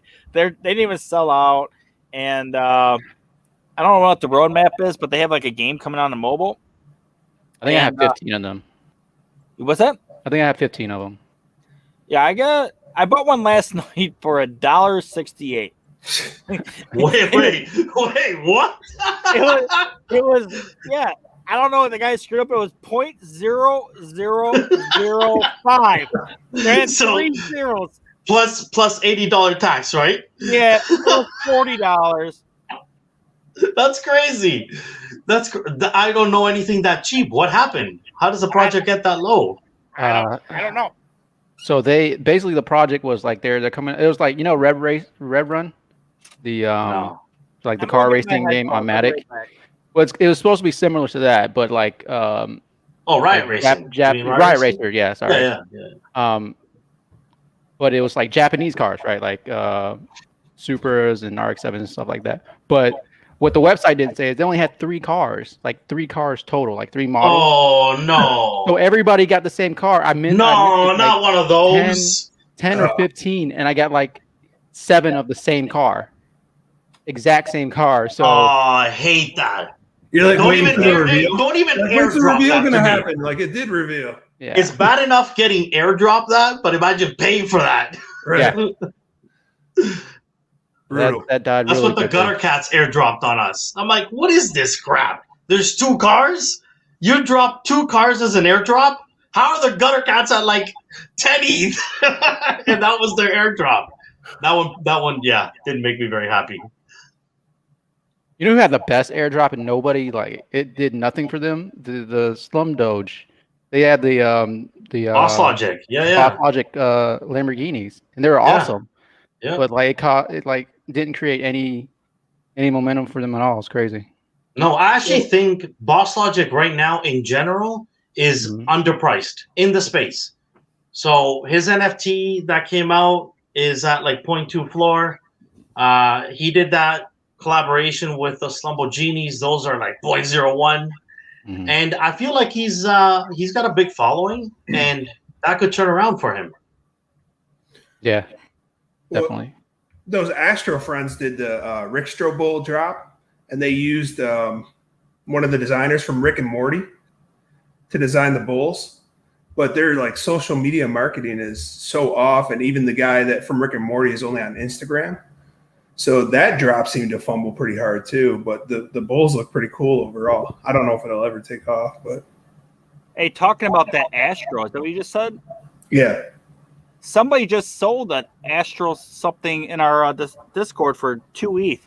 So that's why really? the guy wanted it. That's Probably why the guy wanted it.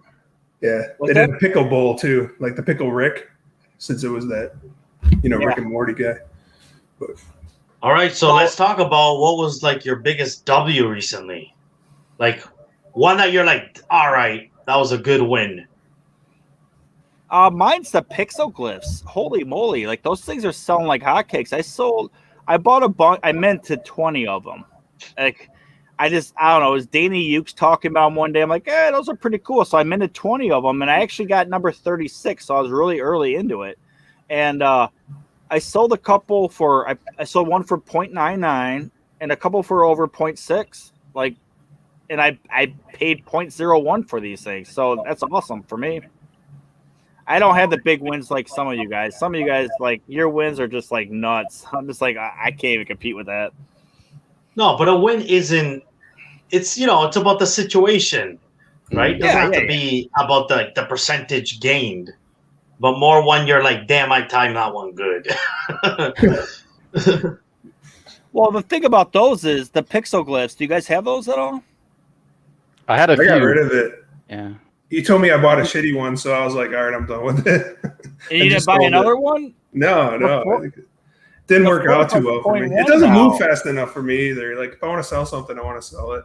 Oh, yeah. You have to wait for somebody with money to come along and just like the same one that you did. Yeah. You're looking for the liquid stuff. Yep. See, I don't sell anything. For some projects, right? I mean, the exclusivity of a group, like, if you do a gutter rat or a gutter cat, then obviously, you get the benefits of being part of that group with everything that comes with it. But like for those, what's the utility behind them? I mean, I don't really know. What's the Night Kids? I bought one of those. Oh, I got that one. What is that? Like, can somebody tell me what I bought? I mean, it's what it is. Yeah, Zed told me about membership. Yeah, I mean, basically. The art membership. Yeah. So, I mean, the biggest name in there is Pop Wonder, but the great thing with artists, right? They can always get their name a little bit well known in the future. So they got their first drop coming up Friday, and basically get access to pick up their art for 0.06 ETH, to where normally I guess they would list it for an auction from 0.1 and up. So. And then I guess they got a few unique pieces, so you're not all 5,000 people aren't getting the same exact art piece, right? It's kind of random what you might get. Yeah. Well, the cool thing is it's like it's generative. So like the artists, they each make like a piece of the art, and then when you mint, it all comes together and it's random. Oh, that's cool too. Produced by multiple artists. Collaborated by multiple artists. Wow. There's 6 of them, right? Cool. I believe so. If you look in their Discord, they have some previews, and it looks really good. The art looks really nice. Yeah. Have you ever seen Art Vasters? That's what it sounds like to me. Where Art Vasters, they had multiple artists that would do renderings, and like you get like one part of the head, some different eyes, a nose, a mouth, and like it was all different. They just scrambled it all up. It was a whole bunch of artists. I don't know what that project ever did. I don't know. I had the mint pass, but I didn't like it. It really didn't turn out how I wanted, so I didn't buy it. But art's all what you like anyway. It's not like right. Yeah, I just realized. I mean, at some point, it's going to go to 0, but they're supposed to give people who had this pass before access to the next one, like exclusivity, like so first dibs on it. And I mean, that's kind of what you're doing with Pranksy, right? I mean, the boxes, isn't that what you're doing anyways? Like you're trying to get into it so that you get access to the next drop? I want access to the final box that's free. Okay. The free box at the end. I think that one's going to be awesome. And I've been buying, like, what I do every time is I go and I buy the keys. I buy the pieces I like out of each box. So, like, and I'm buying them it's so cheap. It's kind of like larceny, it seems. Like, this stuff is just so cheap. It's like the hen, man. It's just so cheap. And also whack. Holy crap. I have some. I can't do wax. I can't do wax. No, I hate wax, but some of the artists that I follow and I like a lot, I bought their pieces on wax for like dirt cheap. Like, and they're like their OG pieces because they started on wax like, oh, this isn't working out, and they moved on. And I went in there and I scooped up like their stuff that's like 1 of 5 and crap. Like, it's crazy awesome stuff, and I got it for maybe like $80. Like, well, man, that sounds like that might be a good garage sale to visit, where you find a hidden gem, right? That nobody knows. I did. I was just on there one night. I love that.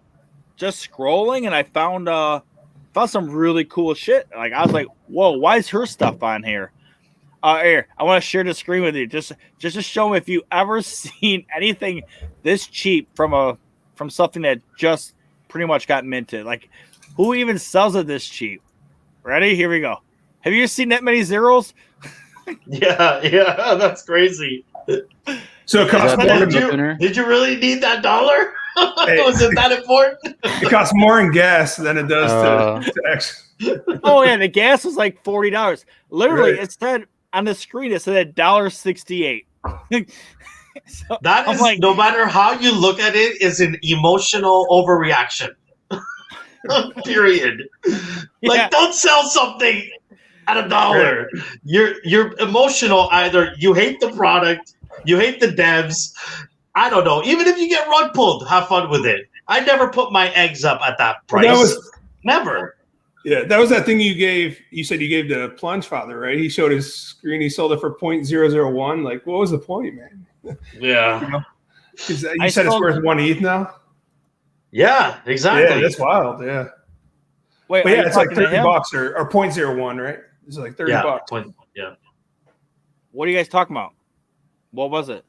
It was the thing that you were talking about where you only get 1 of 1,800. You gave it free. The rug pull thing. The thing I gave him, he sold?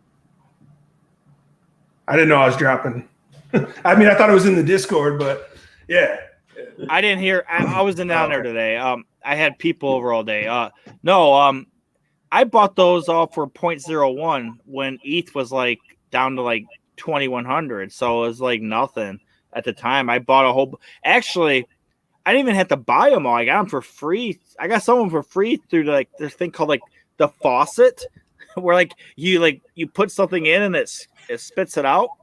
I don't know, man. Yeah, dude, there are so many corners in the NFT space that we have all individually gone off to that I'm sure I don't know those corners you guys have visited and that I visited. Yeah. It's crazy. It's vast. Yeah. It's not just a small metaverse. And also, instead of hiding stuff, sometimes I'll just sell stuff, super cheap just to get out of my wallet because I'm tired of looking at it. It's like some of these are bad memories. Like I don't want to look at that anymore. I finally sold my shirt. Hide it. There's a feature to hide it, right? Oh yeah, I know that. Yeah, that's what I do. I just hide it and that's it. Yeah, me too. If somebody wants to buy it for $30, because in this market, what I've realized, and I'm sure you guys have too, is nothing is ever dead. Never. It does not matter how bad it gets. Yeah. The Jedis, man, the Jedis are pumping. All right, so wait, the Dick Savers. Very true. Yeah. No, the Jetties, Super Jetties, whatever the hell they're called. The Yetis. The Yetis. The Yetis. Yeah, who bought that? MasterCard? They brought that back from the dead. No, they didn't. Oh no, that was a fake post. Curio cards. Yeah. Oh, it was fake? Yetis aren't good? No, the Yetis are pumping, but MasterCard did not buy a Yeti. MasterCard did not buy a Yeti. I don't know. That was a troll. Internet troll. Ja Rule did buy a Yeti, though. I think 2 Yes, nights he ago. did. Yes, he did. I don't think that's why they're pumping, though. I think he kicked it off. I thought that's what they started pumping. Oh, really? I think so, yeah. I'm pretty sure it was the Yetis immediately when he did it. I hate the Yetis. Well, maybe that's the key, right? You get the celebs like Ja Rule to pump the ones that are like real low. Here you go. Do you guys have one of these? I know I showed on here before. No, and I'm very, very, very jealous of that one. I know Ned Ryerson bought some of these too. Did you ever see them? Yeah, you showed them once. Oh, I love it. I had it back here. I had to pull it back out. You buy the merch? You buy like t-shirt and stuff? Show it. Yeah, he dropped merch like. Show it, man. Show it. No, I did not. I just bought these. I did buy the 4-H Yacht Club sweatshirts, but I didn't get them yet. I bought 2 sweatshirts. Oh, they're not shipping until like a month from now. It was a pre-sale. You get your cutter gear, CryptoPapi? No, I didn't actually. I didn't get that one. No, I did get the Oh wait, there's 2 of them. What's the one where they make it like a baseball card? NFT slabs and nifted slab or whatever. Yeah, I got one of those for my gold cat. Okay, like a slab, as in where they slab your card and grade it. Yeah, it's like a P10 slab of the cat, right? Yeah, it's pretty cool. And I actually bought it to force me not to sell it. And I'm so glad that I have not sold it. Yeah. I would have totally flipped that cat by now. Yeah, it's like a 50 cat right now, right? Yeah. It's crazy how those cats have gone up. I had 3 and I sold 2, the ones that I didn't have the slabs. The limited number is big too, right, on those? Yeah, 3,000. I hate that shit too. Right. I sold that stuff too fast as well. I sold the stuff. I forgot I even had it listed. And the night that they showed that video game, my stuff was like listed for like 0.8. Then the next day I wake up and they're all like 2. I'm like, shut the fuck. It was so annoying. Dude, I never list my stuff. Like, unless it's for a price that I'm willing to take if it pumps overnight. If I'm done. If I'm scared, I take my stuff off the market. Let me tell you a story. Like, during the Animetas drop, okay? I went in and I got a ton of Animetas, but there was gas wars during the drop. So I started buying up the floor. And thanks to, awesome tool that we have, Squanchland, and being able to see rarity and stuff, like our own version of rarity, man, I just started buying the floor and buying the rare stuff up. And then the next day, this kid contacts me on Discord, and he says, hey, you stole my number 50. It was like ranked number 50, and I flipped it within 2 hours for 1.8 ETH profit. Nice. So he contacts me. He's like, I need you to sell it back to me for the price that you bought it at. Excuse me? What? This guy put his thing on the market, went to bed. He said, I went to bed. Welcome to the real world, right? Went to bed. You put it on the market. I buy it unrevealed. You took that chance. It revealed and it was a beast. And too bad on you, brother. Yeah. Come on. So how they continue? Like, do you just ended it there, or like, did he keep harping on it? I literally said in capital letters, "That's not how this works." And that's it. I ended the conversation. I had somebody that they listed something on an accident, and next thing I know, like, I wake up the next day and I have like 5 DMs saying, "Oh, you screwed that guy. You shouldn't have bought it." I'm like, well, someone else would have. I ended up just giving it back to him for free. I'm like, there you go, dude. I don't even want to deal with this. So I just gave it back to him for free. But that's just how I am. I don't really give a shit. Now I'm gonna challenge you with a question, all of you. You're an enabler? So what do you do if you snipe an ape right now for 1 ETH, and the I'm not giving it back. Guy by mistake meant to put it for 100 ETH? What do you do if you buy that ape? I'm buying it. Someone else will if I don't. Well, I know you'll buy it, but then you'll find out it was literally a fat finger. It was a mistake. He meant to put 100 ETH, not 1 ETH, but you bought it. I don't want to give it back. You better give it back. Nobody wants to give it back, but there's this kind of culture on Twitter that I've noticed that pushes people and bullies people into giving it back. And quite frankly, I don't really agree with it. No. In that situation, if I'm giving that back, that's worth that amount of money, they better give me at least 20 ETH for that or something. They better give me a lot of cash back for doing that, because that thing is worth too much for me not to just say no. Yeah. Real quick, let's say hi to Jay Winter and It's Very Body out there. Hi, guys. He's laughing. He's like, that's funny. He says he's keeping it. Jay Winter's keeping it. He's in this. So I don't know why that culture exists, but it does. And I don't agree with it either, because it's like, if somebody's nice enough to do it, fine, right? But you shouldn't pressure somebody right when they got a good deal on something Yeah, I mean, it's like you're making them out to be the bad guy when they just caught a mistake and they took advantage. And I don't know. You're enabling them, right? So what if somebody bought something for you for more money and then the thing drops tomorrow? So like, hey, I bought this off of you and now it's only worth half of what I bought it for. Right. Like, am I supposed to be like, oh, sorry, here's your other half back? And there's the element that if I do that, I worked for it. And if I'm able to snipe something of that magnitude, it's probably because I've been grinding it out for 3 months looking for the good snipes. And I landed this one. And what's my time worth as well, right? Like, it's a trading business. No. Hey, guess what? If I trade Bitcoin off of you, I don't have to give it back to you. Like, right. That happened on Top Shot. I think somebody listed like a $10,000 moment on. It was like months ago for like $100, and they got bullied on Twitter. The guy that bought 100%. It got bullied on Twitter, and he ended up giving it back because like he was getting death threats and through DMs and stuff, and it's just like wow. Bro, I've seen it with the apes, with Top Shot. It's happened with a lot of big NFTs where someone made a mistake and the guy gave it back, and I'm like, wow. I have to say one thing. I did get a break once on when I bought something from Pain Gang, and they shamed the dude.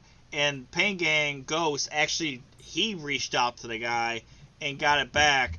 And at the end of the day, I just said, you know what, I fucked up, and I bought it back for the same price pretty much. I was like, yeah, I screwed up, so I just bought it back. I just felt like honestly. He didn't do anything wrong. It was me for being a dumbass. Like, why should he have to give away his profit? It was the opposite way here. I clicked on the wrong one and bought something that was higher priced than what I should have. Yeah. Versus him selling low. Well, I hope it doesn't happen anymore. You know what's really happening right now that's unfortunate, man, and maybe we can talk about it because I think it's a great topic, is there have been some absolutely heartbreaking hacks over the last week where I read the story, man, and tears come to my eyes. Like, I cannot imagine the losses that some people have faced this week, and it makes me feel crappy, and I feel terrible for them. And, man, how do you guys feel about, like, man, I can't even sleep sometimes because I'm so nervous. I have two things to say. I agree. I feel super, super bad for them. And I can't really... Like, some of these people that are saying it don't really seem like the type that would give away their seed phrase, though. It's really weird. Like, you haven't seen how the hack works? No, I was talking about the guy that lost his 10 CryptoPunks. Okay, who are you talking about? I'll tell you how the hack works. It actually is quite impressive. It's elaborate. It's an elaborate scam. It's a very elaborate. So, guys, listen to this because don't ever fall for this. And there's signs along the way that should probably tell you to stop, right? And the consistent story with all these guys is that they saw the signs and they didn't listen to themselves. And they kept doing it because it was going to solve the problem they had. So with all of them, they go into the Discord. They have a problem with MetaMask, with not getting paid royalties, whatever it is. With OpenSea. And so they go into the OpenSea Discord and they ask for help, which, by the way, Nate tells people to go to the Discord if you are not getting answers on your tickets. So they walk into the Discord, they ask for help, and they get a DM from an account that looks identical to Nate's or one of the mods, and it looks identical. Obviously, it's not. And they're like, hey, come into our support line. We have another Discord with a support line. So these guys go into this Discord, and there's another Discord. Discord. It's called OpenSea. No, but listen to this. So it's called OpenSea support. So these guys come in, and the story they tell is that people are just acting like they're basically going on about their business, helping people with support tickets. So at some point, he ends up screen sharing with one of the guys, walking him through stuff. Now, there are a lot of people that don't know that your seed phrase in MetaMask is exposed by a QR code. Literally, if that QR code, if they have their phone on and you expose your QR code, you have your phone, right? You expose it, boom, they have your wallet. I didn't know that. Why is that? You didn't have to read it to them. You didn't have to copy it down and give it to them. They literally got it from the camera on their phone, you exposing the QR code. They should get rid of that. They should make it so you have to click They something did. to show They that. shut it down today. They shut it okay. down today. Yeah, which was a great decision, a great move. Yeah. I'm still freaking heartbroken for these people, That man. sucks. But why would you go to another it doesn't matter. But I know. Listen, we all got kids, man. The one guy was very genuine about his story, and he's got kids, and he's got to pick up his kids, and he's trying to solve this problem, which, by the way, wasn't even that big of a problem, in the grand scheme of things, right? Like, he just wasn't getting paid royalties, but he just wanted to solve the problem. He wanted to get it done. He let his guard down, and he's paying a massive, dude, I'm talking, when I did easy math, over the $1 million, for sure. There was, four apes and, an on 0 and 1 force. It was, some crazy stuff got moved. Yeah. OpenSea's net worth is worth, profit-wise is so much that, part of the problem is with them, they should really, help those guys out in some way, I think. Yeah, and they should clamp down on everything a lot better. I know they've been cleaning up their system and everything, but Polygon hasn't been working since yesterday, right? It's still done. Yeah. Yeah, I actually think that created some inefficiencies in the chickens. I think people were thinking it wasn't working, and somehow I managed to get some deals. Yeah, my chicken sold today when it was still down. The thing I always remember is the ghost thing, the collab with the -1 cool cats. The last one sold for 0.27 yesterday, and then it just shut down. And I had mine listed at one point for 0.5, and then I got all the undercutters, so I just pulled it. I'm like, I'm not doing this. So I just pulled it. Now I'm going to hold that shit till it goes to an ETH. Screw these guys. It's going to go to an ETH now. I mean, he's going to give away... He's going to have this crap was going to say utility, and it's going to give you some kind of utility in the future. Everything that he owned, if you own anything by that dude, it has utility, I think, right? What does not have utility? Yeah, that's a holder. I agree, man. I agree. No, I'm saying Ghost. What has Ghost ever made that does not have any utility at all? Well, so that's the one I missed out on. I saw it the whole ride, and like an idiot. Dude, I have a DM with me and Ghost where it's really early, and he's explaining it to me, and I'm interested. You're like Danny Ukes? You're like Danny Ukes, but you didn't buy? Yeah, but I didn't buy. But I actually talked to him, made contact with him, thought it was exciting, but for some reason, just never found my way there. And then, there you go. Ghost is making a lot of people very happy. He is the best marketer of anybody in the business. That dude is phenomenal, and I will never, ever say, I know everybody here likes Top Shot, but you have Ghost over here and Roham over here. That's my pillars of the spectrum. Did you guys see the auction the other day? Yeah. No, what did it go for now? The new one? I saw the old one went for 160 ETH or something. Or no, it was 619 ETH. It was $2 million was the equivalent. Holy, what was it? What was the collab with? Was it a collab or was it just him? It was an alien? Was it? I don't know what he's on in the roadmap now, but I think it was an alien #0 or whatever, and it went for 600 and something ETH. Yeah, how insane is that, guys? Last night, it was a guy that was just in a Discord a year ago, 6 months ago, chilling with 10 people. He didn't even have a Twitter. He had no Twitter when it started. Yeah. I don't know if you remember that, but Jason over here one day, we're just chilling there, and all of a sudden I get a pop up, he gets a pop up, and so does what was that other guy's name was? Shit, what is that guy's name? Tropo Farmer. Tropo Farmer? Tropo Farmer? Tropo. Yeah. Yeah, so what happens is he had a sneaky sale, a stealth sale, and he's selling number 2 and 3 of the second, so I think it was Demons, for 0.5, and they both got it. I clicked, I missed it, and then you go to the Discord, and there's a whole bunch of people hey, what's this mean? I see something for sale, and I don't know what to do. There was 20 people talking about it, and these two guys were pop, bought them, and that's his screensaver, or it says PFP right now in the thing. That thing's worth probably 60, at least 25 ETH. and he got it for 0.5 like a few months ago, and I just clicked it late, man. It sucked. But those two guys both went pop. It was number 2 and 3 of the demons, and it's just funny because everybody else in there is just looking at it like, I don't know what to do. I see it for sale, and is it a mistake? No, you just click this shit and move on, right? As you said earlier. Do you know anything that I'm talking about or no? Yeah. Me? Mm-hmm. Any of you? Like, you guys are all looking at me blank faced. I don't know. I've been in the Ghost Discord for a while too, and I never try to buy on the secondary market. I just try to get into the raffles. It wasn't secondary. No, this was him doing a stealth drop, and he didn't tell anybody about it. It just popped up, and oh yeah, he did a lot of those. Everybody over here knows what I'm talking about. Yeah, like he was sitting on the damn toilet taking a shit. He's like, "Oh, look at that pop!" He's like, "Click, click, click, click," and he got it. Like that's what happened, pretty much. It was fucking awesome. It was awesome.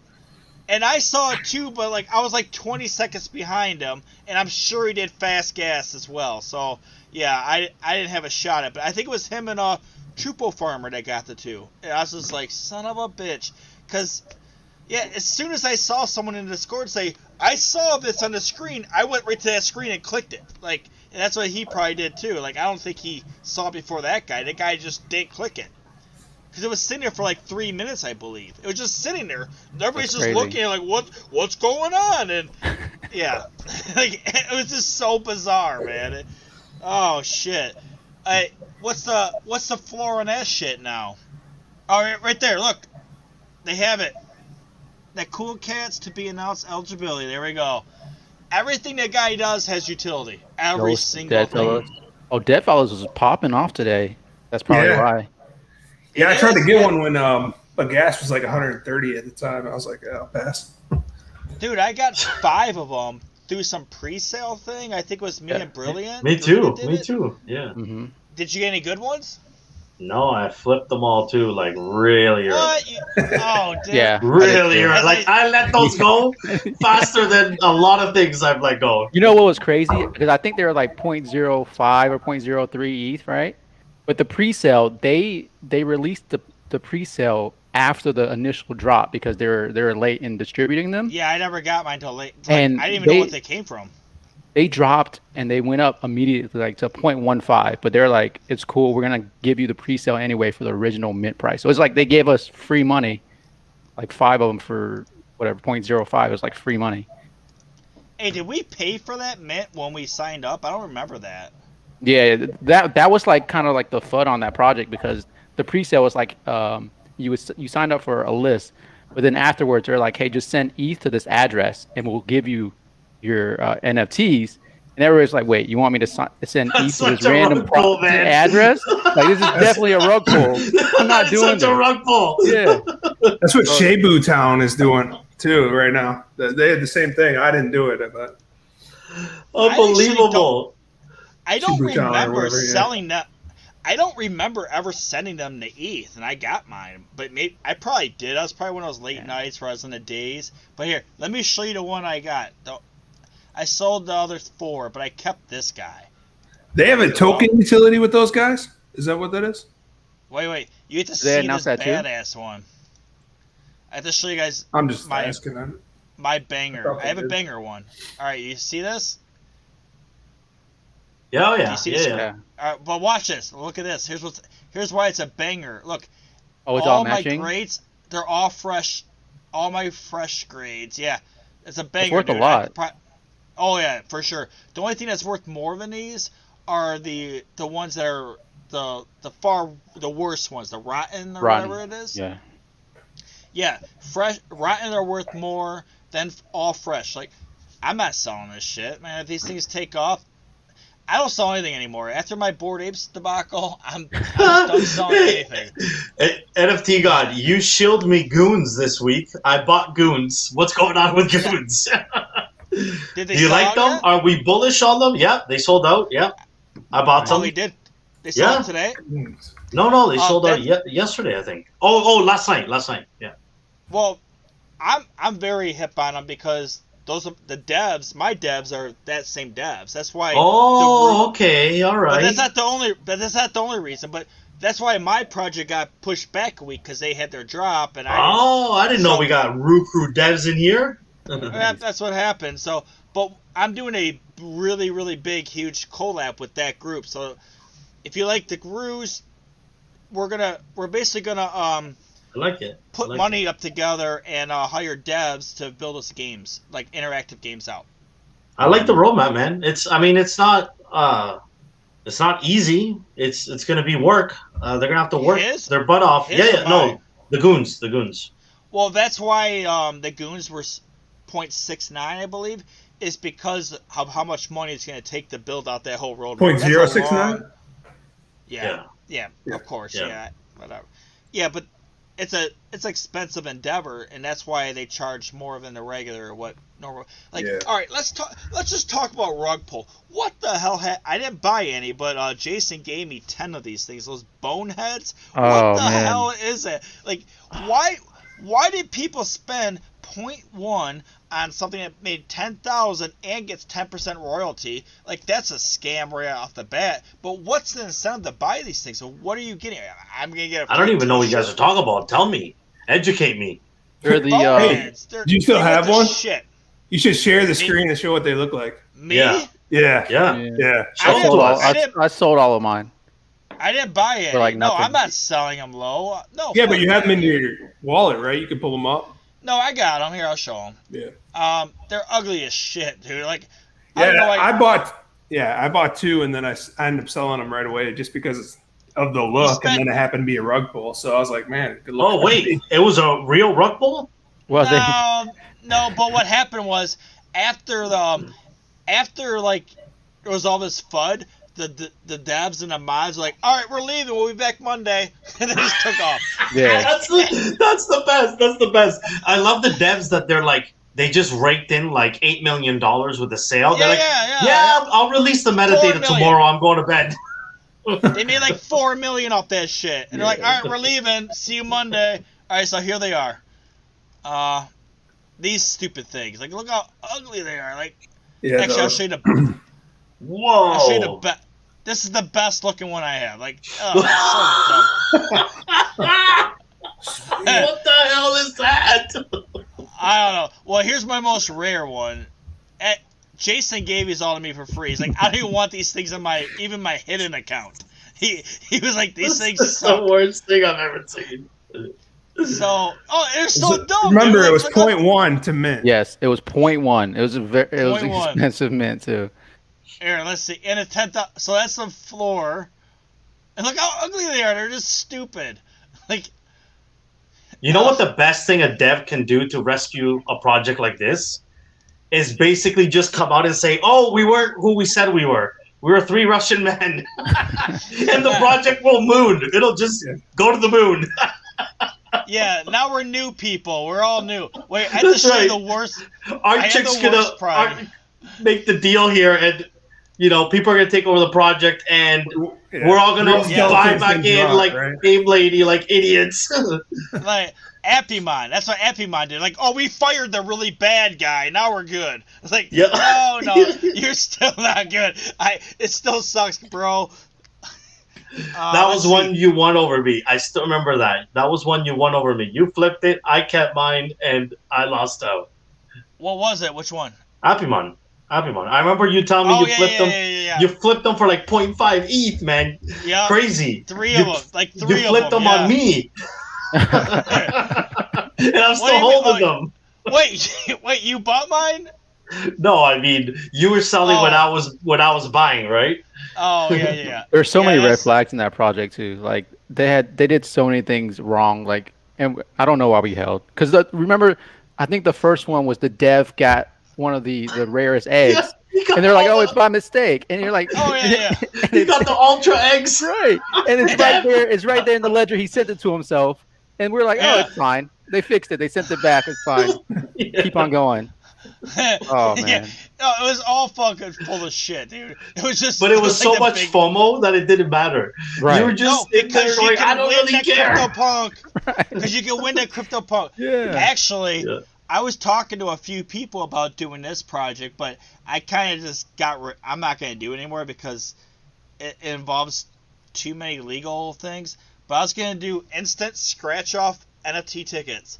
So you buy this shit for 0.05, we sell 10,000, so and you're guaranteed a top prize of like $400,000, and it'll be like Bro, Dream stop Loops. filming. Don't share these kind of ideas. It's illegal as shit. No, it's a lottery. Yeah. And Why? I read all the laws. Isn't it the same as Zed? No, No? it's completely different. No, Even it's raffles actually, in general are illegal, but No, it's not a raffle because the way there's certain technical details about where if anybody in the whole world can get one for free, then it's legal. But you can't do that because it's 10,000. It has to be cut off at 10,000, or else your numbers are going to be off. yeah, but So- you could do something that costs 10,000 instead, right? As long as it's not 10,000 real dollars. It depends, dude. Like, is somebody in California? People do it all the buys time, it- though. I mean, what was Voxies? Yeah, they do, but right? it's not legal. It's not legal. Voxies if is somebody- like a giant company, isn't it? The people behind it. Foxies? No.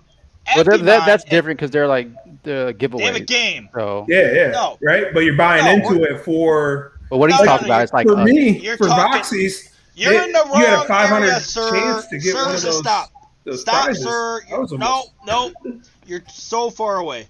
No. Sorry, but you're far away. I did extensive legal research on this, and basically what happens is it's more like that rat club that Wage used to be part of, where you buy like you get a piece and someone's gonna win $1 million or whatever. oh, the $1 million rat race. Yeah, it's like that shit. Yeah. That's so illegal. That's so illegal. And if somebody in California were to buy your NFT and then sue you, you're just screwed, dude. Because Yeah. California's they're just gonna kill you, dude, in attorney fees alone. So Yeah, that's So the there's a problem project. Tell me this. There's a project I'm bullish on right now that gets revealed tomorrow. But I was thinking about whether this would be legal or not, and that's the canine, the cartel. Yeah. Yeah, I got So- two of those. So their roadmap is you're gonna fight one NFT against another NFT, and the winner gets both NFTs. The loser loses his NFT.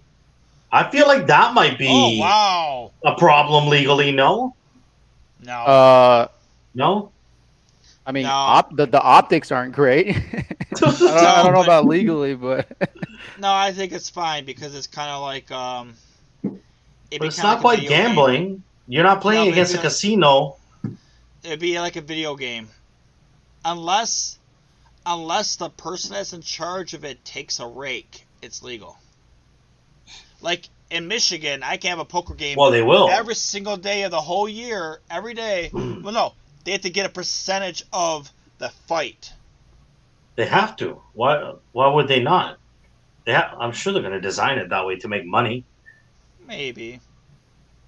But We in that don't regard, know, but in that Yeah. regard, Zedrun's illegal because they're charging race fees and they don't have a license.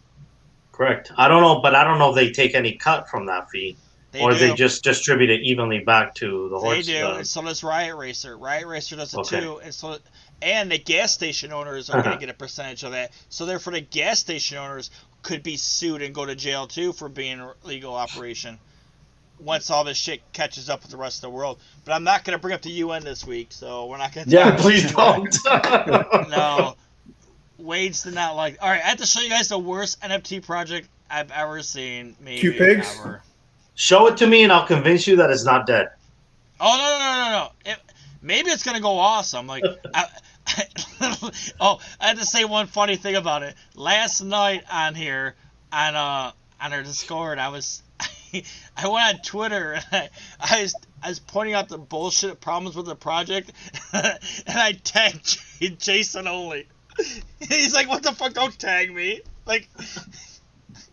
So he's like, so I deleted the whole thing, but I have to show you how bad this is. It's so bad.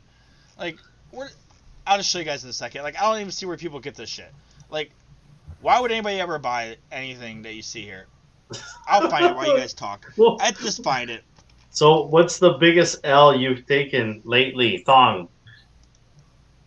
biggest L. Yeah. It was the the NFT we talked about, the rug pull we talked about earlier on last Friday. The boneheads. I think I minted like 10 or 15 of them, and it went from 0.1 to basically 0 in an hour.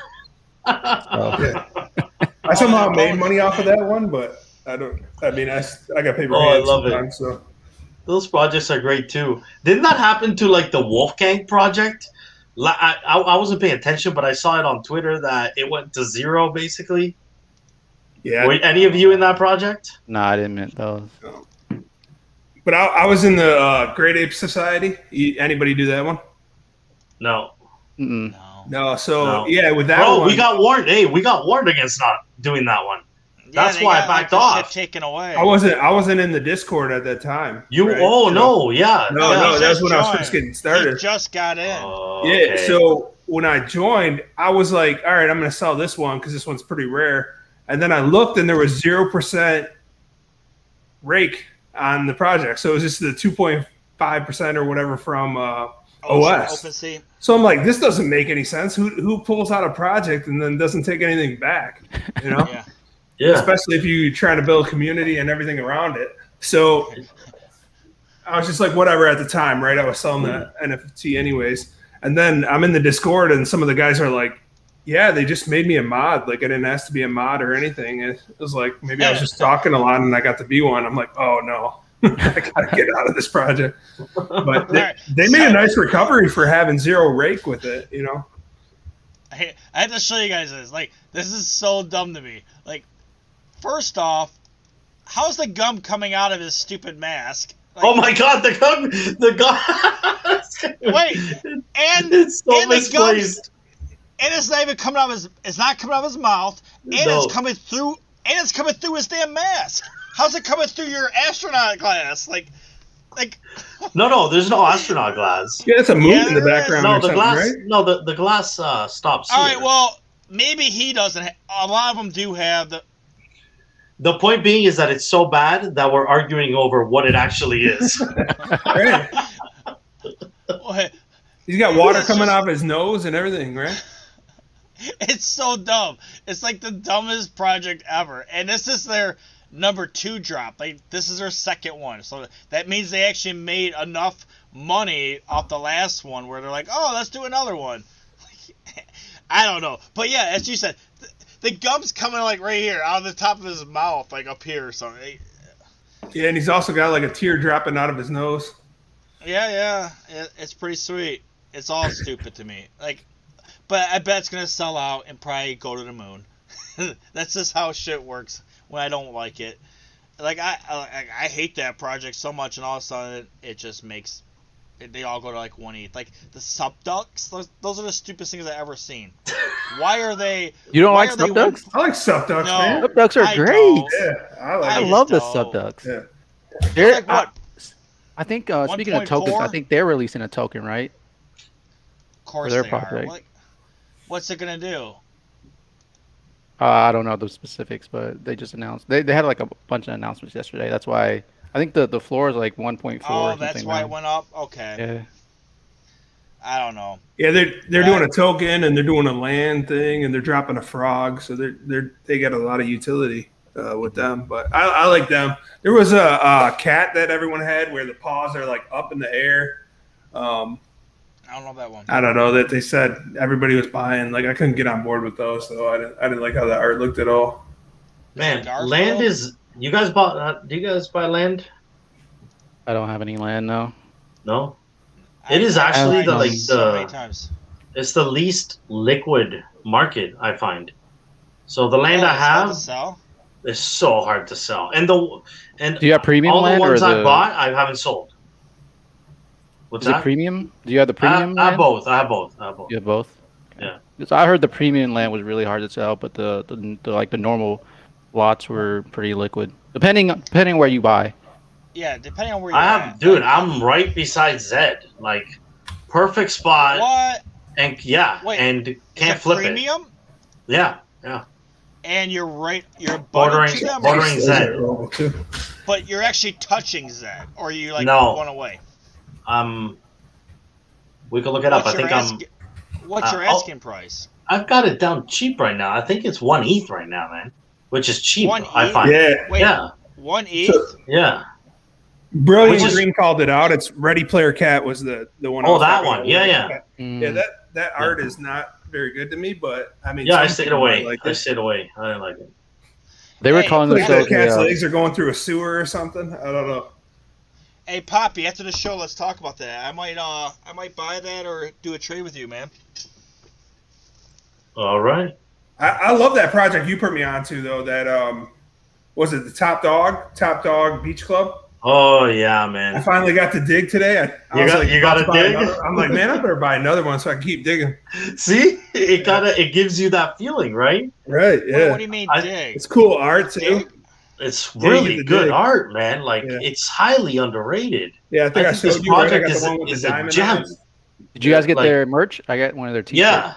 Yeah, I No, got I was the a little merch. too late. Like I jumped into it after you talked about it last week, but yeah. Bro, I'm getting a full physical print of my dogs for my basement. It's Oh, the that's first awesome. thing that I've actually wanted to print out and hang up in my man cave. I love the art. Yeah. No, What's- it is cool. What's going on with Crypto Babes dogs? Are they still I think it's high? still doing well. I Yeah, I they're don't keep doing up well with it. still. Yeah. How? How is the Doge ones the worst? Marketing. They had great marketing. You know, they had a bunch of different celebrities, market for them and just took off. Wait, who did? Crypto Babe? Yeah. Mhm. Yeah, man. Yeah. She What pushed that hard, bro. celebrities? I didn't Um, know that. I can't remember any of the top of my head, but she had a bunch of them on Twitter. Just Me, bro. She Compliment. sent me a free one, and I blew it up for her. I'm She kidding. sent you for No, free? but straight up, she actually sent me a free one, and I sold it for 0.1. Yeah, Oh, Why'd that, she man. send you Wait, why'd she send you a free one? no clue, bro. what do you mean he's CryptoPapi, man? No, Yeah, but- no. It really. I think it was her strategy to basically get people's attention, because I found it in my wallet with no reason, and I was like, oh wow, look, I got a Dogepound, Oh, and then okay. Because And then, quite they frankly, took I a saw while the to art. sell out. They took a long time to sell out initially. they did. I watched them. I thought about minting some, and I was looking at the one in my wallet, going, I don't know about this art. Like, it's not calling my name, so I didn't mint any. And then I listed it at 0.1, thinking it'll never sell, and it sold, and they were gone. They were long Wait, gone. I Some of bought those your are the best Slumdog, projects, though, right? don't you think, Thong? Where the ones that don't sell out but eventually do. Yeah. Right? Because I mean, the community almost builds Yeah. it up to the point where it sells Right. out, and that's Right. what makes the project so. You have people that actually want to buy them Right. instead of Oh flippers. yeah, buying them.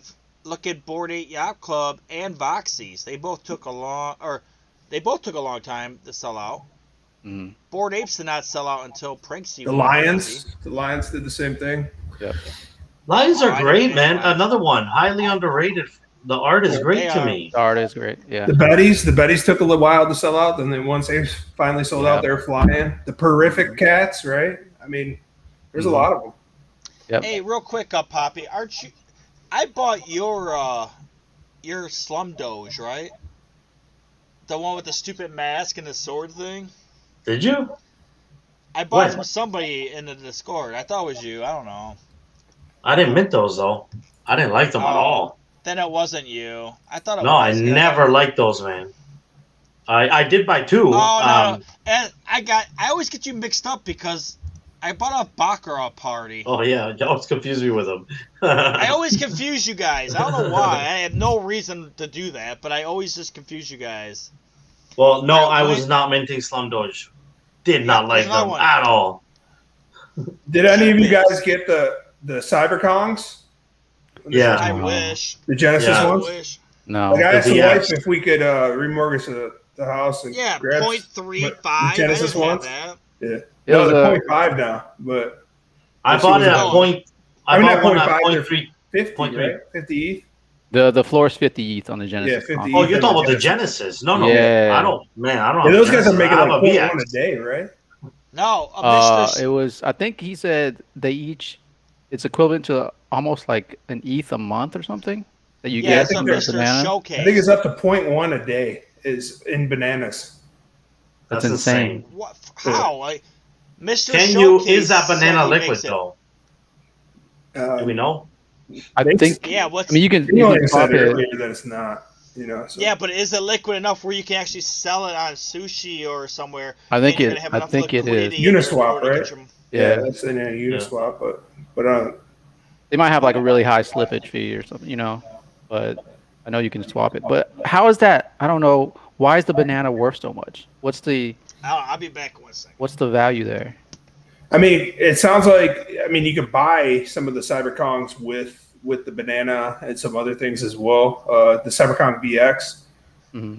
So, and then you can also have the babies, which is also worth ETH, right? Yeah. But I don't know if it goes up or goes down, right? But there's only so many Genesis, and that's the only way to get bananas. So I got you. So their marketplace where you spend the bananas is liquid because you can buy them on OS for Kongs bananas. with- Like if you look at CyberKongs right now in OS, you'll see that some of them are for sale for bananas. Okay, so that makes sense now. Yeah, I know. I see that all the time when I'm looking through that market. yeah. I'm like, how much is it to half swap are this bananas, banana? half And I'm like, are oh, ETH. no, Yeah, that's still too much. That's crazy. yeah. 50 ETH though, that's nuts. But did you see? Speaking of Top Dog, man, did you see the drop coming? The cats that they're doing, the top cats. No. Oh, bro, look at those, man.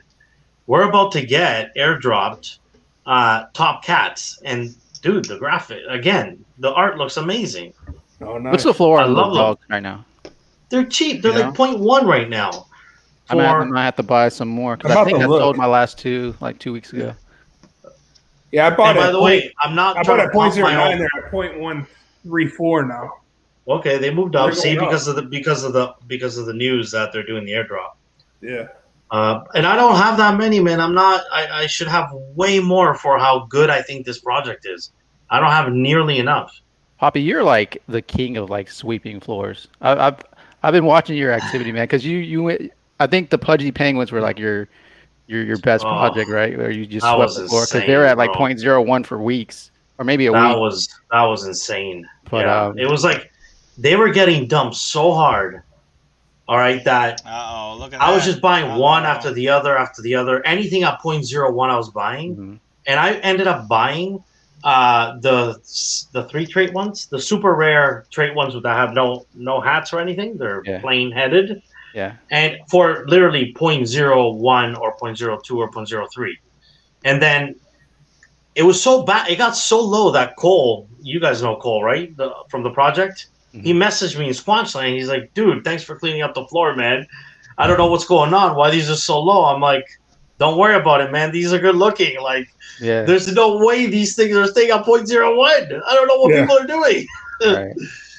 And you know what? I probably, straight up, like, if I'm honest with you, I could have made over $1 million on the Pudgy Penguins if I waited and didn't sell as fast as I did. Was that a weekend project? Because they went to 3 ETH within days. Like, as soon as they started running, they were at 3 ETH. Yeah, it was crazy. Like, there was no stopping them. And I kept selling, averaging out all the way up. Man. The last one I sold was 1 ETH. So it was still, and it was only one left at 1 ETH. And then it just crushed past 1 ETH. Right. So well, I mean, you never expected it to go to 3 ETH. That's insane. No, that's insane. No. Especially as fast as it did, right? It wasn't like a slow climb. It was like overnight. Yeah. Another project I saw you sweeping the floor recently was the Wicked Apes. Oh man, skeleton one. They're up to like 0.35 now. Dude, again, people dumping projects that. It just seems so clear they're not going to stay down there. It's usually FUD related, something dumb. Somebody's pissed at something. In this case, apparently the apes were FUDding the project because they're copying the apes. Yeah. And I'm like, well, I don't care. I'm just going to buy these because they actually look good. They did a good job putting it together. And people that can't get the apes are probably going to say, well, I can't afford an ape. I'm going to get the next best thing in their mind. And it kind of has that appeal now. I actually sold my last one today, a Laser Eyes. That, again, somebody dumped for 0.06 or something on the floor, and I sold it for 0.65 ETH. Just now, I think. Whoa. Yeah, never sell Laser Eye cheap, man. Like, come on. Any project you have What is the point? Yeah. What do you think about these lost soul sanctuaries? Like I was looking at those. Like I see people slowly trying to, starting to talk about those, and they're pretty cheap overall, right? There's not too many projects that've been around for a while that are cheap like that. So I don't know. I have a couple still. I think I mentioned them. And they kind of pumped for like a night, and then kind of people forgot about Died them. off. But Yeah. like anything, to me, like anything that's really cute and really cheap, I'm into, because like at some point it's gonna pump. Like some point, like people are gonna take notice. Like this is really cute. I want like this for my avatar or whatever, and the project's gonna blow up. So yeah, that's what I thought too. Like when I was looking at them, I'm like looking at the penguins, both of the penguins, and I'm like, this is kind of close to the cuteness of those, and the community seems like good enough to where this could take off at one point. Right. But yeah, I haven't really seen too much movement with them. But Brilliant Green brings up a good point. Right around Halloween it might. I never saw those. I have my version of that is Chunky Cow. I saw a project that was 0.005 to mint, first of all, which is like free. And I have well over 100 Chunky Cows. just in case. I don't know what they are. Yeah. Chunky Cow Club Tour? They're so cheap. Yeah. Those things aren't exactly cute though. They're a little ugly. Yeah, I don't know if it has the same appeal. You know what I like? Hey, by the way, I am not kidding you. This is how every single person that I talked to felt about the penguins. That they were ugly and they were not cute. Oh, really? Really? Yeah, now they're 3 ETH and they're like, I thought they were adorable. I thought the penguins were adorable. Oh, really? The budgie ones. Yeah. Wow. I just sold them way too early. I sold them way before they pumped. Like I minted like 20 or 30 penguin eggs. Oh, wow. Yeah. Wait, what? Wow. Yeah. And you have none? I flipped them all after they revealed. Wow. I flipped some eggs like before they revealed to get my. Wait, you didn't flip them lower on me, did you? I might have. I don't know. No, don't tell me you sold them at 0.01. Nah, it wasn't that low. It wasn't that low. I never had one of those. I missed out. But that strategy, guys, honestly, that strategy of just buying up the floor for a project that you may or may not believe in, like you'd be like, maybe, I don't really see it, but maybe somebody else does, has worked so freaking well. Like, there's probably only Pix Puppies that I'm holding that is literally dead and never coming back to life. Yeah. Using that strategy. Besides those, there's nothing I'm in, including Appimon, which is probably going to have a revolution at some point. It's just going to be perfect for it. So, just how long do you hold after sweeping the floor? What's that? How long do you hold them after sweeping the floor? As long as I have to, man. Yeah. And that sometimes, I swear to God, is a day. And in a day, like the Wicked Apes, like pays like in a day where you're like, that was a hell of a move. And sometimes you're there for 3 weeks, 4 weeks, 5 weeks, wow. And then something happens. Projects. Hey, look, bro, look at my BYO pills. I have held my pills from the day I minted them. Me too. I minted 10 of them. They were sitting below mint for what, like a month now? Yeah. And all of a sudden today, they're double mint. Well, like, because they have the app. Yeah, no, they have an airdrop coming as well, an avatar. And an app, yeah. I still have like 15 of them. I have one that's in the top 200 of rarity. Hey, Doofy's going to come on real quick and tell us about the new... I was going to bed soon, but hey, Doofy's on. I'll listen. Doofy, what's up, man? How we going, guys? Oh, how's it going? How's it going? Hey, I can never have an episode again without someone Australian being on the show, I think. I love it. You got the hot tub in the background, too? Is that what that is? I wish, man. No, that's a day bed. Oh, day bed? Okay. That would be ideal, though. Yeah, I love that. So how you been, man? Good, busy. It's is that me, the headset? Let me put a headset on. Yeah, it's a little distortion. Yeah, I can fix that.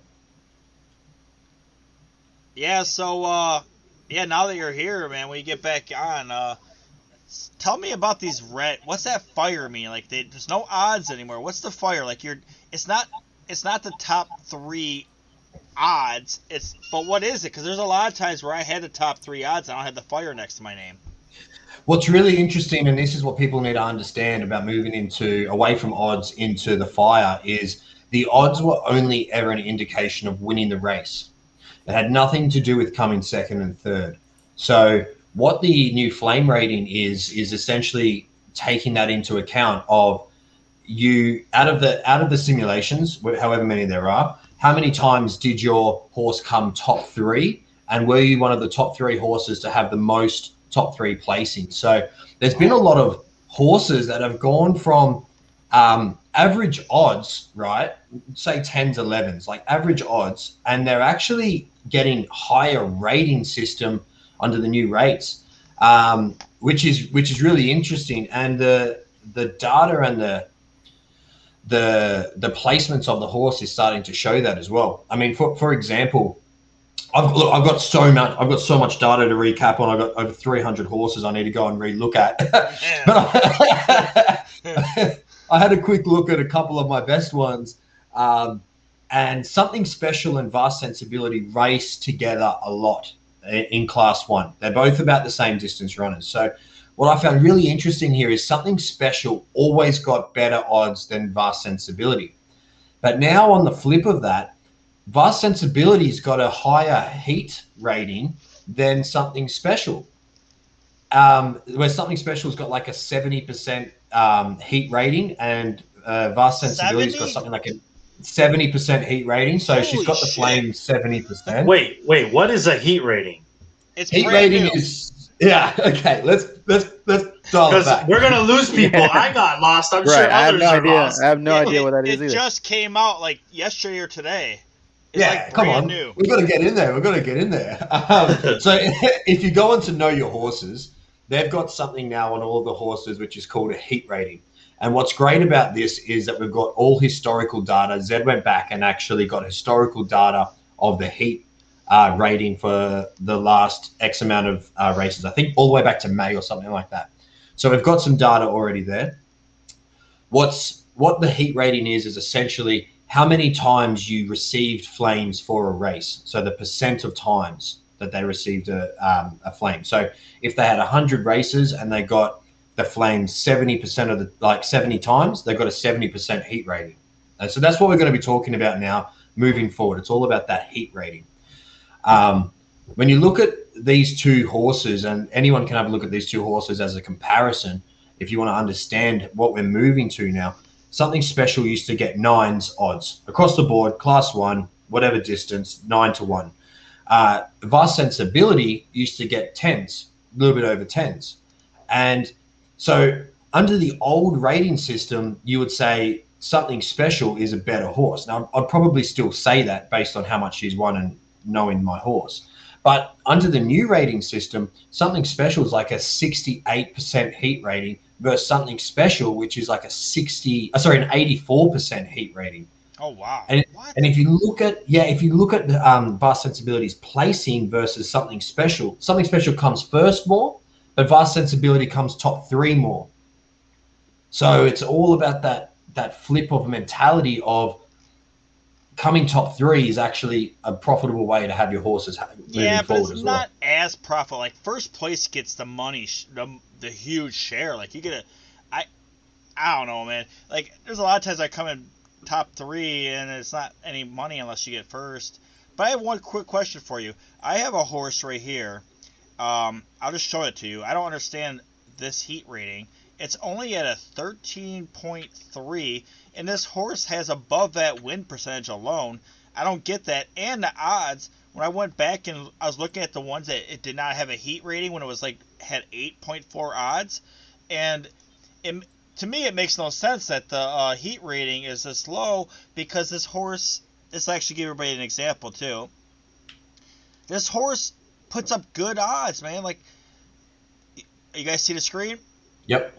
All right, so It's a Class 5, but I have 105 races. That's a really low average fire to me with the win rate that high. and it's a U shape, which is good. But here's the fire. I mean, I don't get this because look at these odds. Like, just look at the odds. So like 8, like that was. This is the problem with odds. This is the problem with odds. The odds were so misleading. They're so misleading, and this is where I really love this new rating system, because if you really need to understand the genetics and the how these horses are as a whole. And what you have is essentially what's happening here. You have a horse with a high standard deviation of time. So it's a first or last horse. It's a U-shape. It's a natural U-shaped horse. Yes. There's a lot of unnatural U-shaped horses out there from people sandbagging and everything else. But this is a natural one. If you go back to its placements, you see how it's coming 11th and 12th more than it's coming first. This is a really good indication on one of those horses where it's not as good as what the odds were actually portraying. The only reason the odds were as good as they were is because 30% of the time it had, or maybe 20% of the time, it had that high standard deviation of speed, but 80% chance it didn't, and it was coming last. So what's happening now is those horses that didn't have that high standard of deviation of coming first or last, but they were always second and third, they're now getting more flames than the ones that were coming first and last, because they're 60% of the time coming second or third. They're always so in the want placing. the A's now. The A's help out. All right, someone asked this question. It's Fred. What's up, dude? That? Yep. How you going? Strategy to what price races he enters? Yeah, so absolutely, you need to have a strategy. I don't follow it 100% of the time. Like anything, I'll tell you what to do as opposed to what I 100% do. In an ideal world, you would only race your horse in the exact same entry pool amount. I think that you could probably be a little bit flexible and you work on maybe 2. But what can happen, and it's happened many times with me in the past, is if you're running $5 races and then you go and enter it in a $100 race. Say you're smashing the $50 entry pool, right? And you come in 4th, 5th, 6th, rah. You're costing yourself money. Then you go and enter it in a $5 race. What I found happening a lot on the system, and this isn't guaranteed. This isn't. I think it's also sort of been debunked to some degree. Whereas, for whatever reason, it would just win the $5 races. It was the same thing as the free ones. I would enter it in a $2.50 race like 10 times, and then I'll go and enter it in a free one, win the free one, then go and lose the next 10 paid ones. So I did a video months ago about stopping free races or stopping paid races and focusing on just one, so that your win percent actually correlates more to your ROI versus what can happen is you could actually have a horse with a 10%, 15% win rate, and it's got a negative ROI because you're smashing it in different in different entries. So do you play poker at all? Oh, just for fun, not professional or anything like that. As a professional poker player, basically, like when you move up, it gets harder. It because you have more fierce competition, you have better players. So like you stay in a low stakes, and you'll grind, you'll win money, but you're not gonna win the huge money. At least not right away. Like you can win if you just keep grinding and grinding. Maybe you make like $200-300 a day at the lower stacks. But if you can move up and learn that, because every time you go up to another stage in poker, it's a whole new game because you have a whole new competition. You have different types of guys, and you have all the regulars. So it's the same thing as this horse racing too. It's like, you can crush the .001 races, but once you go up to the .2 or .02s or 002, 003, 005. I mean, it's gonna be more competition because the better horses are gonna be wanting the more money, and they have the more money most time to be in those races. To me, it's just like a poker thing. It's just like the hierarchy of being a poker player. In the beginning, find the sweet spot. Find the prize entry or like the entry fee position where your horse is competitive and winning on a ROI positive. A percent positive sort of time frame. the reason I'm saying this, like Ducky Mellon, I could smash her in $5 races, over and over and over again. Yeah, for sure. Especially with fatigue now being such a big factor, you want to make as much profit with the little amount of races as possible. So if you have a good horse, don't waste your time on those $2.50, $5 entries. No, you're only Chase the bigger races. competition. Yeah. Your win percent won't look as attractive, but if anyone like me or any of the other bigger stables, they actually look at ROI and ETH1 over percents. So that's something to really. Oh, I found it out actually last couple of weeks. Yeah, because I was asking people to price horses and shit. Because you wanted one of my horses, so I was asking like people like Chance, Chance Stables, and a couple other the bigger stables. I'm like, what would you price this horse at? And they looked immediately to the ROI before anything else. Then I had to explain that that I was entering the wrong races and blah blah blah. But that's what they immediately looked to was the ROI, because that basically tells them whether it's a winning horse or not. That's where my eye goes first. And if something doesn't make sense, like if it's got too high of an ROI, I dig into that. If it's got too low of an ROI, I dig into that. And you can actually pick up, I think we were talking last week about, these horses that you can pick up cheap, right? Those ones with the low ROI, you can actually pick up some really good, you can see some mismanagement there.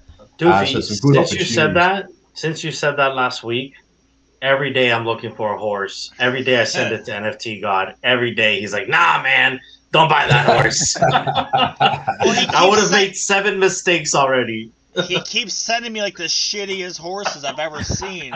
But the reason is he keeps sending me the horses where people are entering the really low races, the low stakes, and winning those stakes, and they never ever win the bigger stakes. So he's basically gonna get a donkey horse that can win free races or like the super like $2.50. Yeah. But he'll never, ever, ever win a 5 or above a race because they get smoked in those. Yeah. It's too complicated, man. I will hire someone to find me a horse, and I will pay good money for the horse. Dude, Fred. I just want the horse. Fred will do that for you. I'm so in. I want a horse so bad, and I want to splash on a good damn horse. Yeah. Oh yeah. I think what we'll find happen in the Zed universe, I've been saying this for so long, is what's going to happen as we naturally progress. And we're 50,000 in Discord, 60,000, whatever the numbers are, it doesn't really matter. I was saying that's so minute. It's so low. Like in comparison to where this is going to go. And if you look at how many horses are going to come on the ecosystem in the next 6 to 12 months, how many people are going to come into the ecosystem, what will naturally happen is you'll have people in the game that actually almost never race a horse. And there'll be horse brokers. There'll be some that are trainers that don't own any horses, that just train other people's horses. There'll be investors. There's going to be all of these pillars that people break off into. And even top stable owners will start to break off into this. And you go, you know what? I'm just going to sell my stable and I'm going to open a brokerage where someone like you can come to me and go, I want to spend this much, go and find me the best horse you can find, and here's your clip.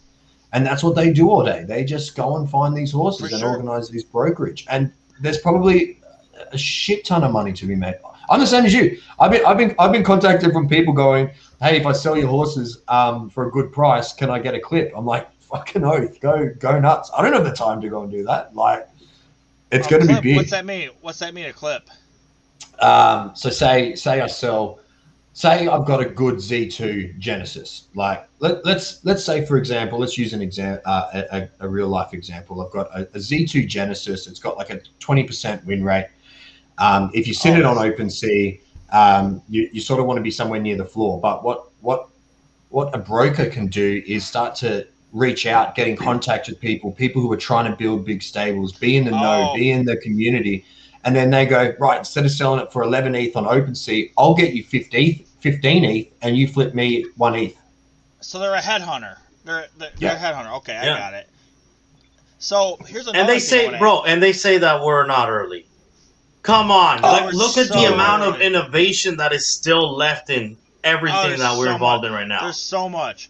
Like, look at all these liquidity pools that are popping up, and there's DAOs popping up. But hey, I want to stick on this. I want to ask you a question about the stable masters. Fred and I, we actually we have a group of like 15 guys actually that we all want to create like a multi-stable thing and have like certain people do certain things. Like one group of guys will be doing all the breeding, one group of guys will be doing all the racing, and another group of guys will be doing all the selling and buying.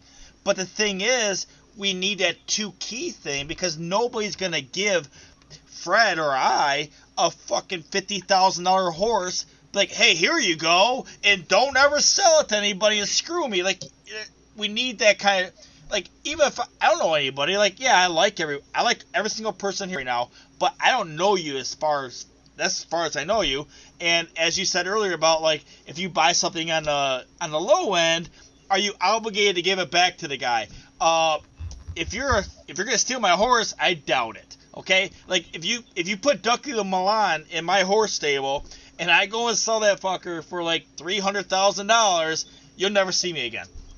Like, it could happen. Not saying that I would do that, but it could happen.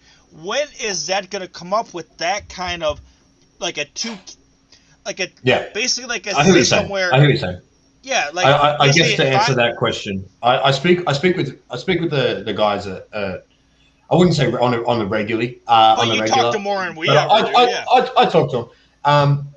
There's something that is coming from a few of the leading stables and data guys that we're working on in the background and have sort of been slowly for the last sort of month, and that's starting to ramp up right now. And I guess phase 2, which will be working in conjunction. I'm really, really mindful of saying stuff that I shouldn't be allowed to say or shouldn't be saying.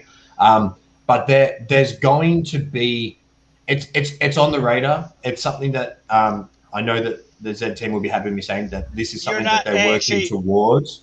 You're not saying anything. Chris Ebbs and a couple other people high up in the Zed hierarchy have told me that they are actually, because I asked Chris Ebbs this like 2 months ago. So yeah, you're not really saying anything. What I'll say is this: I'll use the information that's already out there. If you look at the YGG partnership and what that is designed to do, that is essentially designed to rent out horses for people to have ownership, and then they can race it and breed with it and create wealth. I don't know what that is. You post that down. I don't know what that. You have a link? I never heard of this. Oh, it's you'll have to sort of go looking for the YGG. They're a gaming guild of people who are massive in Axie Infinity. They sort of started this scholarship of system. Yeah. So if you look at what they're doing, they're essentially creating Yield Guild. That's it. Yield Guild Gamers or whatever it's called. Yeah, I'll post it right here because I want to check that out. But if you look at what the idea around this partnership was and what happened there, the idea of that is to rent out horses. So for that to happen, there needs to be that 2-level authentication about what you can do. We're also working on something similar, which is going to be, in my opinion, on a larger scale.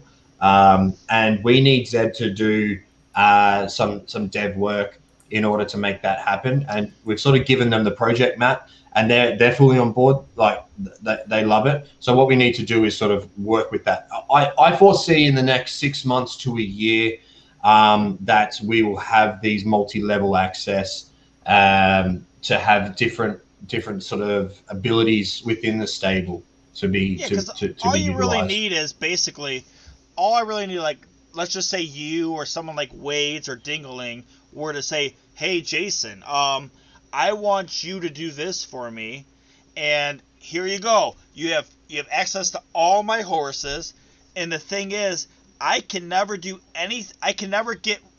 The only person I can ever transfer the horse back to is them, and nobody else. That's all we need.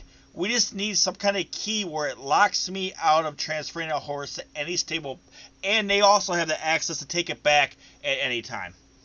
But that could also cause problems. Like, let's say we have a contract and we have a year contract, and I'm doing everything within what I'm supposed to do, and they take it back early. So it has to also account for that as well. It has to account for both. I don't think it'll ever account for that. I think that's something that'll be an individual a dispute. I don't think Zed will ever get involved in that side of things. Yeah, if you understand Axie and how that works, it's essentially I do not. You have two levels. Okay, so you have a wallet access, which essentially gives you access to breed, sell, gift, move around, race, battle, all of that sort of stuff. Okay. And then if you look into the next level of Axie, which is just an email and password login, all that gives you access to do is battle. So there's two different levels of access. Yeah. Now, it may seem simple to just go, let's do that with Zed. But it's not easy. No, that's an underlying architecture thing. Like, you can tell that's big. That's big. Yeah. No, that probably took like 30 devs to figure out that solution. Like, that's a big undertaking. Because the thing is, like, OpenSea, like, yeah, I click, sign, yes. But this kind of blocks it out. It blocks out that signage so that you can't do that. So that probably takes a lot of different layers to stop that from happening. Yeah, listen, redoing the operating system of Zed to increase security is kind of like what all of like Microsoft and Google, what they go through when they basically have to take the underlying and make a major update to increase the security. Like, it's a big thing, man, to do it securely, because a lot is riding on it if you do it wrong. Yeah. And if you look at the roadmap of what they're doing, like where they're going and where they are, what they need to do right now, and if you sort of look at what the roadmap looks like, that's third or fourth. Like, we've got racing issues at the moment with the current security. I was on a chat with them yesterday, and I was talking about some other things, and what I love to hear when it comes from how they decide to do things is, if I change something here in breeding, it affects everything else here. It fucks everything up. Yeah, it does. And so you can't come in and just smash one thing without the thing, or without the idea of it may change something else. So anyway, there's internal marketplace which is coming. There's breeding that needs to be sort of cleaned up a little bit. There's load that needs to be cleaned up. There's the new security going from 64 confirmations to 128, which has caused mayhem across the network, right? So that all needs to be cleaned up with the nodes interacting and at speed at which the nodes interact. What we're talking about, although it would be great and it would drive a lot of new users, we've got to look after the users now. We've got to fix those things up first. So, for sure. Here's my next thought on it. Yeah. Well, I had to say one more thing about that too. Yeah, I'm actually in a horse guild, I guess you would call it, since we're talking about guilds, with as I said, 15 people, and some are really big, some aren't.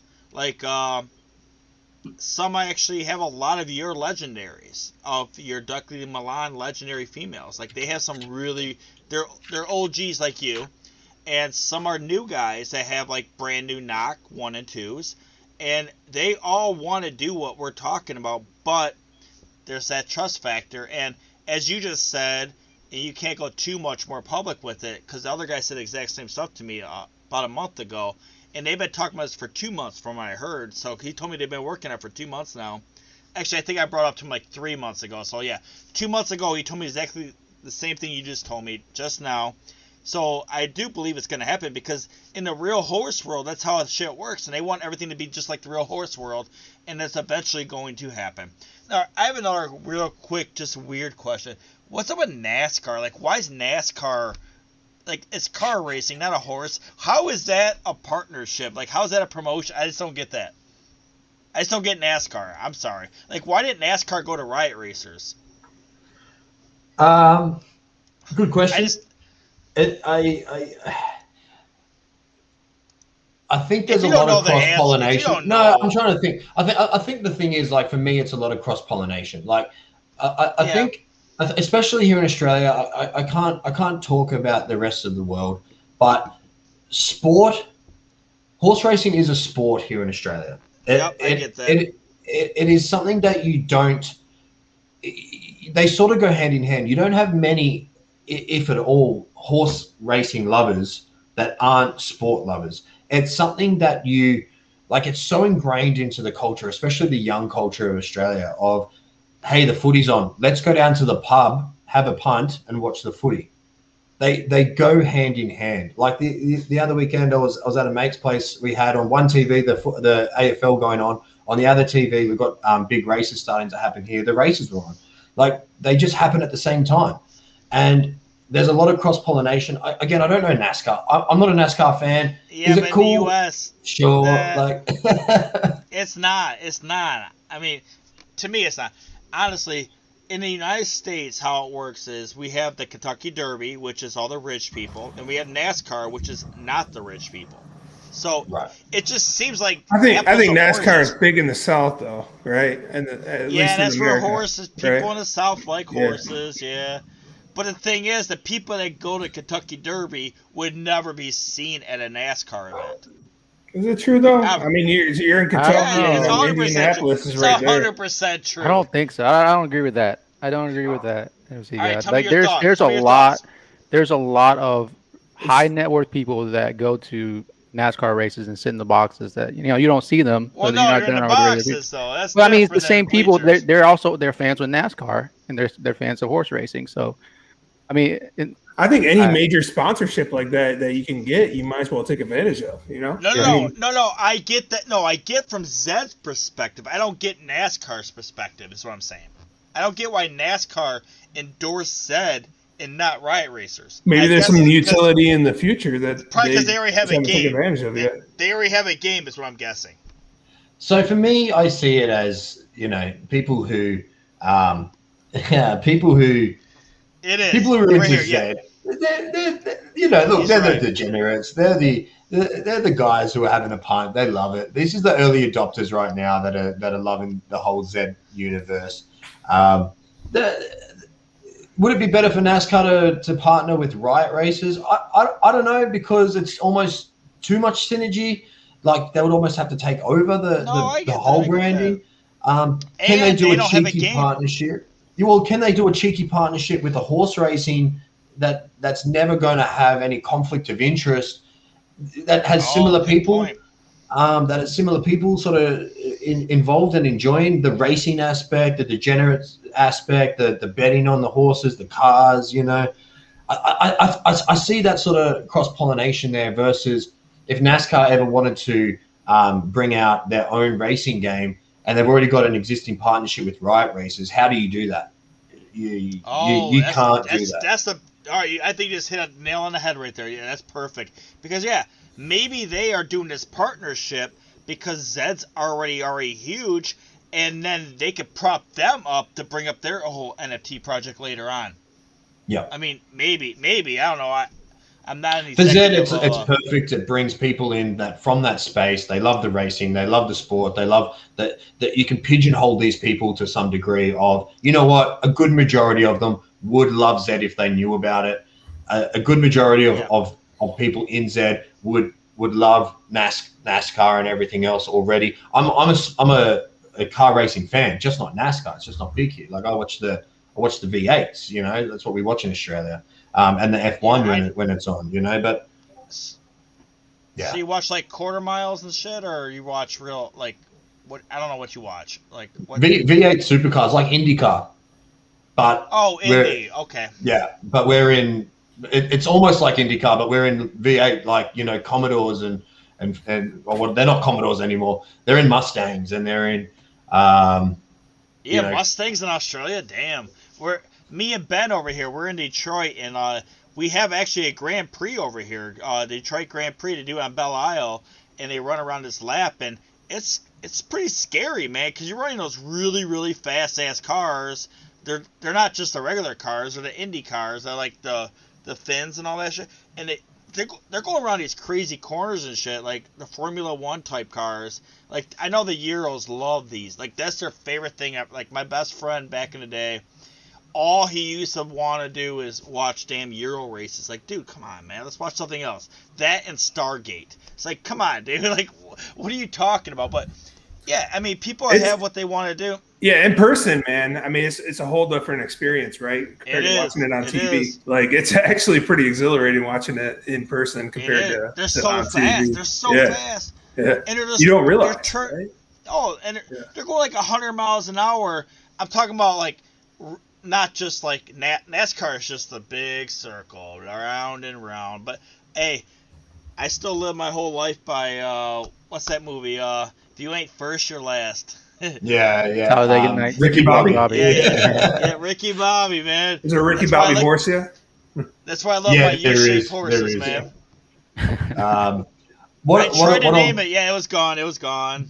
Go and check out. Go Google like V8 Supercars highlights, or even like sort of Bathurst highlights, highlight reels, and that's what we're addicted to here in Oz. It's sort of a mix, in my opinion, between your Formula One and your NASCAR, where you're in sort of more stockish looking cars. They're more they're more like stock road cars, but they're just souped up to the max. You know, doing 300 plus kilometers an hour down a straight line on sometimes street tracks. That's what I was going to ask you. Was that more Red Bull style? So it's a straight line. So you're running like a no, mile, it's a track. Right? No, it's a track. But then of the track, there'll be a straight line, and they're getting up to 300 kilometers an hour, and then they're turning a corner at 230k an hour around this like bend, and then they're coming up to a complete hairpin turn that they have to drop down to like 60k an hour to get around it. Like it's got it. So that's what we're addicted to here. Well, I am anyway. That's why I can't get into NASCAR, because it's I get it, speed, but it's just turning left. It is. So I'm calculating this. 230 kilometers equals 142 miles an hour. Okay. Yeah, that's pretty damn fast when you go around a corner. Shit. In what's supposed to be redesigned road car. It's a redesigned road car. All right. So you're like, what kind of cars are these? Like they're Mustangs, you said, like super souped up Mustangs. Like they basically take out the headlights and all that stuff like they do regular race cars. So what they have is they have like a stock sort of cockpit that's a roll cage and everything else, and then they sort of design them to look like they're road cars, but just thunderous, like just V8, just old school V8. Yeah. So let me ask you this, just because we are doing the ruse at the very latest Sunday. Yeah. Would that be a good airdrop, is to do some of these V8 cars to some people? Like, not everybody, but some people. Like, would that be a good thing, you think? If you ask me in terms of where it sits in Australia of people watching it, even for myself, it's probably around sixth. Like you've got AFL, NRL, soccer, horse racing. That you guys watch NFL over there? AFL. I know, but I was asking if they watch. NFL. I watch the Super Bowl. There's a lot of people who watch the NFL, the NBL, all of that sort of stuff. I would say they have a crazy football. They have a crazy football. The AFL league.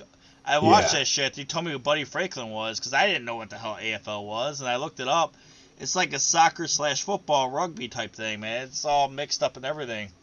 Yeah, I think it's just a different culture, like what we watch, but there's definitely a lot of people who have been to the States and love the American football, and they tend to love the American football, all of it. Maybe not baseball, but they're been to NFL and NBL. It's so slow. Cricket, that's the other one I was thinking of. Like we as a country, we're cricket fans, you know. Really? That's like an India cricket thing.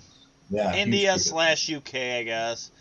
All my Indian friends, they love cricket. Like cricket in that game with the paddleball game. Someone here knows it, right? Table tennis?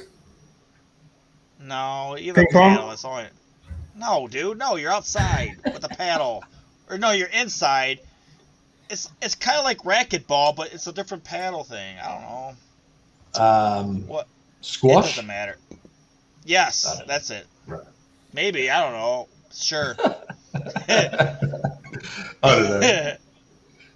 What do you got, CryptoPapi? You have something? But those will be my top 5. Is he talking? Poppy, we can't hear you. Poppy's on mute. I did not know I was on mute. That's so funny. I was gonna say, Dingaling just asked a really thought-provoking question, and I would be interested in hearing your answers. We're at Squatch? No, on Twitter. So he says, would you rather buy a LeBron S1 Finals 23 cereal or a CryptoPunk? CryptoPunk. CryptoPunk easy. Really? Okay. Yes. I wouldn't even phase it. Doofy? Is it that easy? I'm not into NBA Top Shots at all. So CryptoPunk for me. I would actually buy. Wait. I just want to rephrase it. I would actually buy a CryptoPunk over 2 of those cards. So Doofy, would you buy like the most expensive Z1 over that? That's probably a very obvious question for you to say yes to, right? What's crazy at the moment? He owns it already. Yeah. Do you? One of them. You? How about number 2 then? Or your only competition? Would you buy it? Something special would be up there with the most expensive Z1. She's mint number 5. She's got a huge ROI. She wins $500 races on the reg. Yeah, she's up there with. How much is she? To sell? Would someone trade me an ape for it? Oh, whoa, I'm sorry, I missed it. That's his jersey number. Oh, yeah. I have to really think. Jersey. Yeah, jersey for sure. Doofy, would somebody trade me an ape for that horse? An ape? No way, man. This is what I was getting at with this. I don't understand how you have the apes and all these other things like going through the roof, and you have these Z1s and all this other stuff that are just sitting stagnant. We've got the users. Why would you? How much was that ape that sold for? 400 ETH. 400 ETH. Yeah, the gold one. Yeah. Day, 400 ETH. We've had 1.6. Come over, chat to me. I'd consider selling something special for 400 ETH. I probably want 500 ETH, but something that has utility to make you money versus something that doesn't. Doofy, I'll argue back. I can't get it, man. I can't get it. Listen, I'll argue back in that when I had 6 apes during the 6 dog drop. Sorry, during the kennel dog drop. And so I got 6 dogs. All of those dogs sold for well under 2 ETH. One of them for 5 ETH. This was a fire dog. And the amount of ETH that I accumulated by that drop was just game-changing. But and I didn't have to do anything for it. But it requires them to drop you something. It requires them to do something for you. If you own Z1 number 5 mint that you have the ability to breed every single month, and are you going to ask me to compare a 400 ETH purchase, even if it's number 1 ape? Like, what are you going to do with the number 1 ape except have an ego trip? Well, in all honesty, what are you going to do? It's a very expensive flex for someone buying an ape right now. Yes. Doesn't Swicky make money off of hers though, from like marketing and things like that? I love Swicky's vision. Yeah, man. Swicky's vision. She's got it down packed. Yeah, because you own the IP, right? I mean, if you're doing it the right way.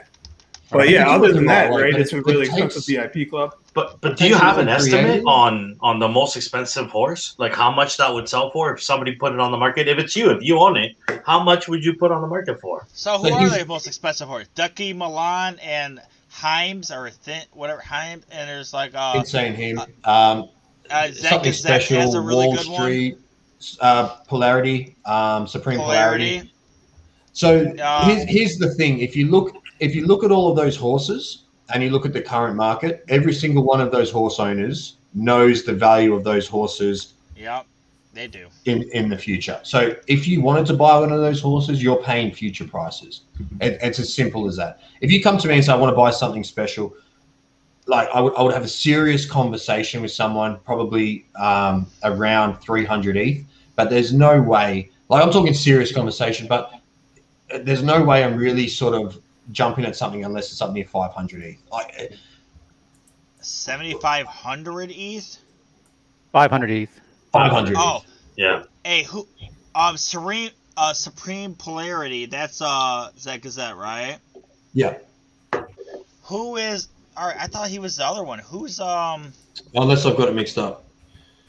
Yeah, well, who owns the Rendezvous Peak? Rendezvous Peak. That is Good Boy Racing. Yeah. So That's Good Boy. Okay. So That's Doofy, a is there any top precedent? Sorry, is there any precedent? When is the last time one of these horses exchanged hands? Do we know? The largest purchase to date that I am aware of, I don't even know if it's the largest, but someone recently on a private sale, I won't mention any names, bought 2 rare Z1s for 100 ETH. Okay. And they sold for about what at the last sale? 2 sales ago, like 40 ETH. And these have been held for a while. Oh, never mind. The last sale, the last real drop, they're selling for like 40,000, and ETH was around 21. So it was like, what was that, like 20 ETH is what the horse, the Z1s, they cost like 20 ETH. They're in there, figure it out. So if you sold it for the 300 ETH, would you do? Would it just be back right into the NFT, Zedrun era, or would you also go into like real life type investments too at that point? Dude, he's getting one of those debit cards and buying his fucking houses. I'm just kidding. It would be mostly reinvested. See, this is the thing where I almost wouldn't sell it at 300. I was sort of putting that out there. I don't think I would even sell it at 300 ETH. Because if I want to get back in, like what am I going to do with that? What am I going to do with that? Like I'm invested in NFTs. I'm like, sure, I could go and invest in other NFTs. But if I wanted that horse in the future, and we have where this is going, like when we have this going to Dubai, when we have this, I've talked about this for such a long time. When it goes to Hong Kong, if it can get into China in some way, when you start having these, what we're seeing now is there's investment firms coming in, and they're setting up these partnerships from the beginning, and they're buying high net worth horses, right? So are they? Holy 100%, 100%. Like the moves that are going on at the moment behind closed doors, I didn't know are that. huge, millions of dollars like changing hands. I'm sitting there watching it all, going, "This is epic." And maybe one day I'll pull the trigger on my own. Oh, just through my network, like through people. Oh, your people. Okay, I get it. I've middled a couple of them, and it's happening. Like, just put it this way, it's definitely happening. Are they buying like entire stables? They're buying like entire stables, or just a horse? Just a horse sometimes. Hundreds of thousands. Damn. Yeah. And to your point, Zed is still so underpriced, man. Oh, for everything that it promises to deliver. And there's only one more drop left, too? Yeah. One more drop. Yeah. When is that drop? What's the drop coming, Doofy? Forget about it. Come on, Doofy. What's our drop Forget coming? about it. Never. Wait, put it this way though, right? You look at rarities, and you look at all these things with apes and all of that sort of stuff. And if you look at what Zedrun is, 9 times out of 10, your horse is one of one. Yeah. Think about that for a second. The genetics, the makeup, the Z number, everything, the way that it's got to where it is, 9 times out of 10, it is a one of one horse. Yeah, but 101 compared to me, I come from a baseball cards, football card background. 101 means it's awesome. This 101 can mean it's a piece of glue and you're gonna throw it out. I mean, only until it's glued. Only until it's glued. You could have gotten a horse that's three generations. And there was a question earlier about like bloodline, about more study on bloodlines and breeding. We'll talk about that in a second. What's really undervalued at the moment is getting horses to where they are. And if you have a horse that's gotten itself to where it is, i.e., an exclusive runner that's now killing the track, and it's had 8 generations bred into it. Now, a lot of people undervalue that because To make that horse again, you may need to breed 8 generations to replicate it. Yeah. It may have unlocked. What we don't understand about the breeding is how the genes breed with each other. So in order to get Super Horse A over here, you may have needed to do 1, 2, 3, 4, 5, 6, 7, 8 things to get that. And it might not replicate. And it may not replicate. Most people look this far. A plus B equals C. Most people in Zed are currently looking like that. And it's not how I look. It's not how a lot of the top stable owners not look. The smart people. No. People are buying horses for a lot of money that can't race. I'm talking about a lot of money. Like behind closed doors, they get in touch with that person and they're going, I want to buy this for 5 ETH. And it's a Z3, Z4 that's pulling 20s in the odds because there's other things that take place in the breeding. And to the point, you're talking about Genesis though. Genesis mostly horses. No, bred horses. How low? How low is someone paying 5 ETH for a shitty horse? Exclusive? But this is what I'm saying. I'm asking you from what you heard. Exclusive sometimes. Exclusive sometimes. For 5 ETH. Shit, man, that's nuts. The 5 ETH example was a legendary. You're probably spending, 3 for 3 max. Yeah, I get that. But you're part of a good bloodline that has some other fork in that bloodline that was good. Let me ask you a question, right? Let's say hypothetically your end goal is to breed a specific type of horse. Okay. Your end goal is to try and breed a Z7 exclusive that is only bred with Z1s. Right? Okay. Along the line there, they're not all going to be champions. Just can't be. It's just not how the platform works. You may breed 30 to find your top 7, but that's a long time and a lot of money. Even if you're trying to breed like a Z8, Z9 exclusive that has, 5 or 6, 7 different breeds put into it, all Z1s, if you're paying 0.5 ETH at every single time, how much does that horse cost you to breed? Yeah, it's cost you 3-4 Ethereum. And now breeding went up to what, 1.26 or something for Zach? Oh well, that's not going to change because the floor was already 0.4 anyway. But what I'm trying to get to here is people are putting these studs into the stud farm of an exclusive Z5 stallion or a NACA, all of that sort of stuff, and they're putting it up for 0.08. And it may not be a good runner, but if you look back at the bloodline of that horse, there may be 2 or 3 great Z1s that are then bred into that horse. If you want to take a breed with one of those horses, it's going to cost you 0.5, let alone 3, 1.5 Ethereum. They're putting it up for 0.08. I'll take all 3 of those breeds. Are you kidding? Like, for sure. I do. Dude, this makes so much sense. I don't know why I haven't thought about this. You make me feel really dumb, by the way. Yeah, I'm in awe right now. I feel like I'm an idiot. Yeah, go ahead, bro. I just have to say one thing, Doofy. When I see those horses that are put up way too low, I try to buy those horses. I don't just try to breed with them. I try to buy them because they're already lowballing themselves anyway. Maybe I can steal that horse from them. I already did it twice. I kind of got canned because I didn't give a best offer, but I'm gonna go back at them harder next, probably in a couple weeks for an ETH or 2, because these people are they're putting up winner horse, really really good horses, and they're doing a point. I got one for 0.06, so it was a Sabro for 0.06 Genesis, and the horse had I don't even know what it was. It was a 9 odds at the time and an 18 win percentage for 0.06. That's way too low, man.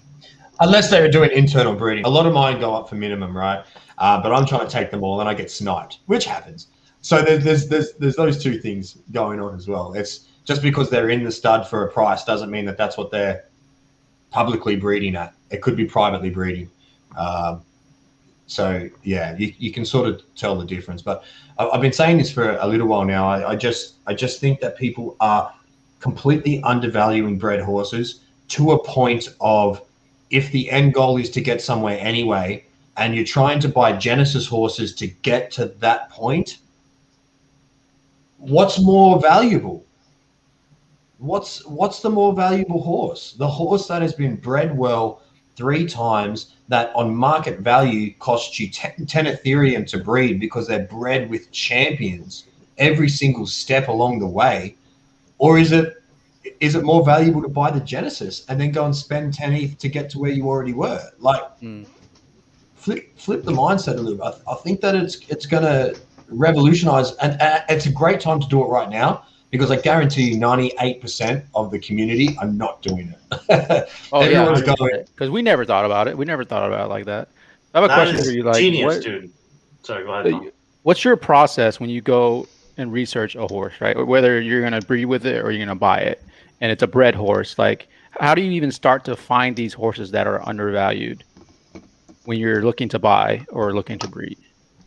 Or do you look at, like, do you have like a list of, like, Genesis horses, and you look at down their line and see what's for sale or what's for breeding, what's available for breeding that's underpriced, or how do you look at that? Yeah, my biggest problem right now is I'm working on a. This is why I was late today. I'm working on a project here. I'm setting up Axie Scholars. I'm working on Zed. Like, that's why I ran myself into the ground last week with just not sleeping, right? And had to take a couple of days away. At the moment, I'm not doing enough. I'm a little bit stretched. What I'm currently doing is when I've got 4 hours to breed, I'm sort of looking every single day and monitoring who's coming up to turn over, who I want to breed with. But out of my stable picks, I'm going in and going, I want to breed these 2 horses. First thing I do is go into Know Your Horses, and I use their stud farm finder. I'll then use that research to research further into other horses, into the parents, into the grandparents, look at the bloodline. So it all does start with the first horse to some degree. What I'm then using is also the Hawku stud finder, that you can actually look for bad races or average races, right? That are consistent races, but they're not champions, that have great blood, great parents. And I think that there's a really big key to be unlocked with those horses. You've got the consistent blood, you've got the great parents, you've got the great bloodline, and then you sort of build that family tree out. If I was to find, this is what I'm doing if I have one mare that I want to breed. Say I've got Vast Sensibility coming up, and I haven't got a breeding plan with her already in place. I'm like, okay, I need to breed this horse. I'll go and spend an hour, 2 hours researching what I'm going to breed that horse with. Aside from that, I'm more often than not with these great horses actually already aware with what's happening on the racetrack, already aware of the bloodline and what I want to be continuing to breed those bloodlines on with. Where I'm failing at the moment is the bloodline ones, the exclusives, the legendaries, what's happening with them. I'm too focused here on the top of the family tree, and I'm not focused enough here in terms of 2-3 generations down, and I'm building too much of this up. So there'll be a shift in the future. I'll start selling studs as opposed to taking them myself. I'll start selling female studs as opposed to taking them myself, and I'll use that to sort of pay for my own breeding when I start to move this generation down. So let me ask you this: you just said to Know Your Horses and Haku. Like, why do you go to Know Your Horses first before the Haku? I know the guys. I'm in a chat with them every single day. If I need something, I can have a chat to them. They sold I guess it though, right? No. They got investment. They got investment in. They're still the guys who run it. They're still part of the team. Okay. Yeah. But you said that you. Sorry, you said you use the stud finder there, right? Is that a unique feature to Know Your Horses and Haku? They both have it. Stud finder. Oh, they both have it? Okay. Yeah. Like, which one's better in your opinion? I love Haku. Haku crushes every other site, in my opinion, out of the water. It's not even close to me. But so for me, Know Your Horses, I log in and I actually use that to see which horses are coming up. So I log in with my wallet. Wait. What do you mean coming up? For your own horses that are breeding? Yeah. Not everybody else's, because they don't not show everybody else's horses. No, Haku does. Haku does. When you click that quick link or whatever, it shows you it can breed in this many days. That's why I like. Oh yeah, so does Know Your Horses. Oh, they did not. Last time I went, like a couple weeks ago, because I actually DM'd them on. I DM'd them on Twitter to add that because I was having a lot of problems because I go look for a horse and I actually bought a horse that I thought was able to breed, and then I look at it and it couldn't breed for like 26 days. I'm like, I was pissed. Yeah. Don't they give that fire percentage to even those horses that like won one race though, right? And 100%. Yeah, but you just go down you just look down the menu, you see it's only one, and it shows it. I mean, it shows the percentages for each distance and each class as well. So it's all there. Both. I did go to Know Your Horses today and check it out. They both have the exact same stuff right now. They're both. You think those one horses, those horses that raced once and then won, they were sandbagging when they won it? What?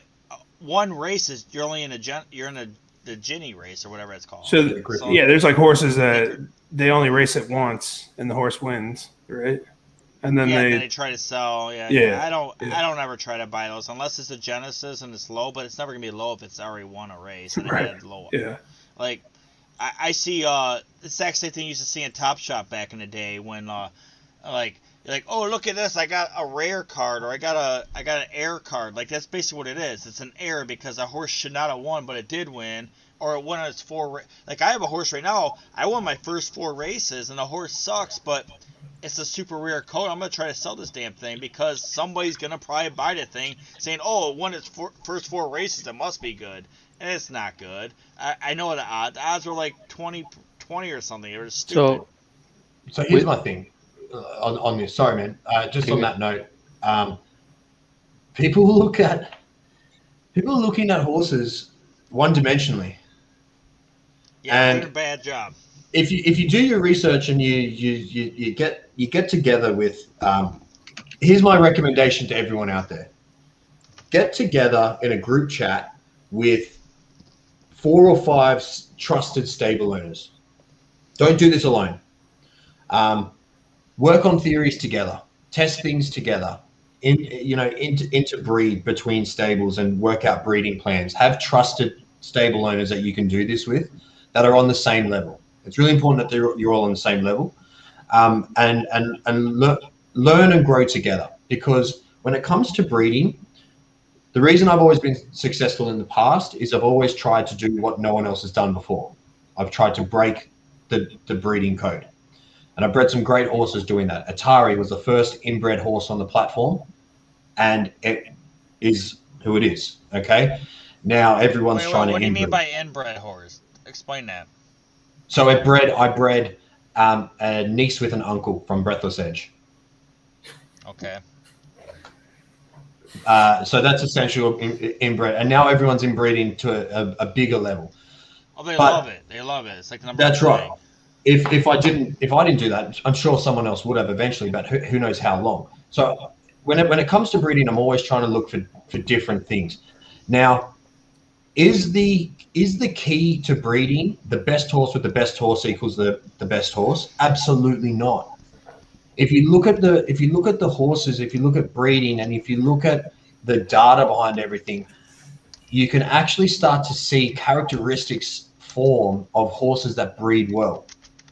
And you can see characteristics of horses that breed well with other horses.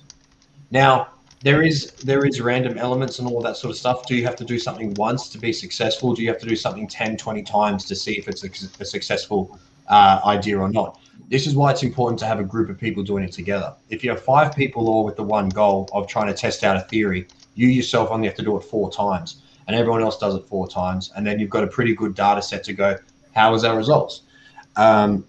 You have different people thinking about doing different things. You can interbreed bloodlines and everything else and try different things. So if I'm going to give one piece of advice on how to breed or what my theory on breeding is, that's my theory on breeding. Like, do it with people, do it with other people, try new things. Don't just do what's already worked in the past. Just because it worked once doesn't mean it's going to work again. And go from there. I didn't mean to cut you off, Thong. Sorry, man. No, you're good. Or join Doofy's paid group, bro. Like, how do you not have a group? Or do you? Like, which one's this? This knowledge of yours, man. How do you spread this? and people would be willing to pay for it. Yeah. Absolutely. My wife would get pissed if I bred with other people. Well, he has a Twitch. You're paid Twitch now, right? You have that blue label or whatever. You're getting subscriptions. Yeah, you should do like an NFT that gives you access to your group. That'd be pretty cool. Yeah, I've thought about all a those group. things in the past. I've got my Discord channel. I'm Doofy again Pass, doing poorly with. I've thought about NFTs. I've thought about like tokens, community tokens to sort of grow together, all of that sort of stuff. It's all great. I think at the moment I'd much rather sort of focus on what I'm doing and not have to have a worry of making sure I'm not engagement, but like if someone's invested in it, if someone's invested in my content, that's a whole different level to me giving it away for free.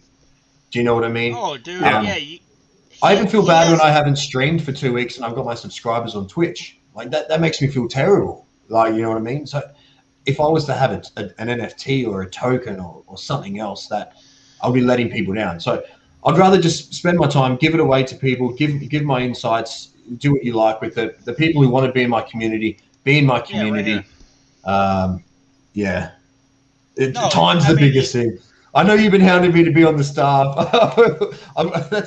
When do I start growing Doofy Racing out? That's probably my next. You don't need to even objective. do that. I mean, you and your wife have a really good thing going right now. Like, you're making some good money off of that, and you're breaking. She got to quit her job, man. You got to quit your job. But shit. Yeah. Like you were working from what I. Wait. This is a story in itself. We don't know this. Yeah, but I don't know if he wants to say all this. I just know it from. But this is a damn good story that I'd love to hear if he's willing to share it. Yeah, I mean, if he's willing to share it, he can. It's the quick version. So back when COVID started, I was working in tourism for the previous few years. I was country managers of some international data and mobile app tourism brands. And just before COVID happened, I actually went into a startup that fell through in January. COVID started here in Australia about the same time, and I wasn't working for over a year. I couldn't find a job. Overqualified for an entry-level sales job. No jobs going at my level. Just stuck right in the middle there. I found Zed as a hobby from a Facebook ad. Just complete luck.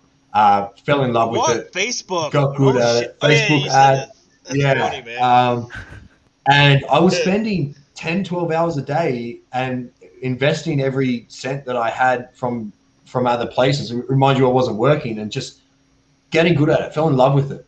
And then in sort of it was December, January, late last year, we made a big investment right before it boomed. That's when I got Ducky Melon. That's when I got Breathless Edge. I got them in the same purchase. How much were they? How much were they at the time? Tell us. I'll hurt you. I want to hear this. I love these stories. These stories. How much were your Z1 Knox like at that point in time? Like for a group of horses, I bought. I paid 5.5 Ethereum when Ethereum was $800. Yeah. I bought in this group buy. I bought Ducky Melon, Breathless Edge, Ninth Sequence, Yoborg Flyer, Marquee Club, Chutney Love, and there was one more Z2 mare. There was six horses, seven horses. That's so great. Who'd you buy them from? Who sold these to you? There was a guy who was trying to get 7 for him. No, I don't know who it was. He was trying to get 7 for him, and I offered him 5.5. He had 2 of the best horses up for sale, unraced. Well, yeah. Still, those top 2 horses are still 2 of the top 5, and they're probably worth $1 million each right now. So exactly. That's awesome, man. And so then in the boom started happening. I was still looking for a job a year later. It wasn't until March I actually. When sort of Zed started taking off, at this time I was driving Uber to make some cash on the side, right? I'd been working for a whole year, and I just got all my credentials put together. We just bought a new car. That the idea was I was going to start doing Uber driving to get out of the house and just do something, right? And then like 2 weeks later, driving the Uber was costing me more than what it was to stay home and do Zed. I was like, you know what? I'm not applying for jobs anymore. I'm not driving Uber. This is my full-time gig. I'm like, that's it, done. I haven't applied for a single job since. I sold Breathless That's awesome. Edge for 27 grand USD there and thereabouts to Poseidon, Adam, Sadzi. Oh, whatever he's Poseidon known has by. them. Poseidon. Yeah, I know Poseidon. Yeah. Which at the time was the biggest sale in Zed for a horse, and so huge risk for him.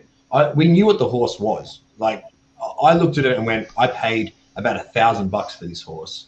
If you broke down what I paid. Wait, I have a quick question. Were you in here before Poseidon, or was he first? No, we came at very, very similar times. That's I think he may have been a week or two before me. Like, I'm talking, he might have been in the same Facebook ad roll that he saw it. I don't know.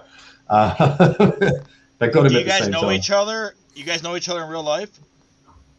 I mean, look, we've spoken pretty religiously. We were just speaking earlier today. We haven't met up in real life. He's probably about 2 hours up the road, but we speak really regularly. All right, finish your story. Everybody loves this story, man. Yeah, and so I was doing it. Everything's going good. Blah blah blah blah blah.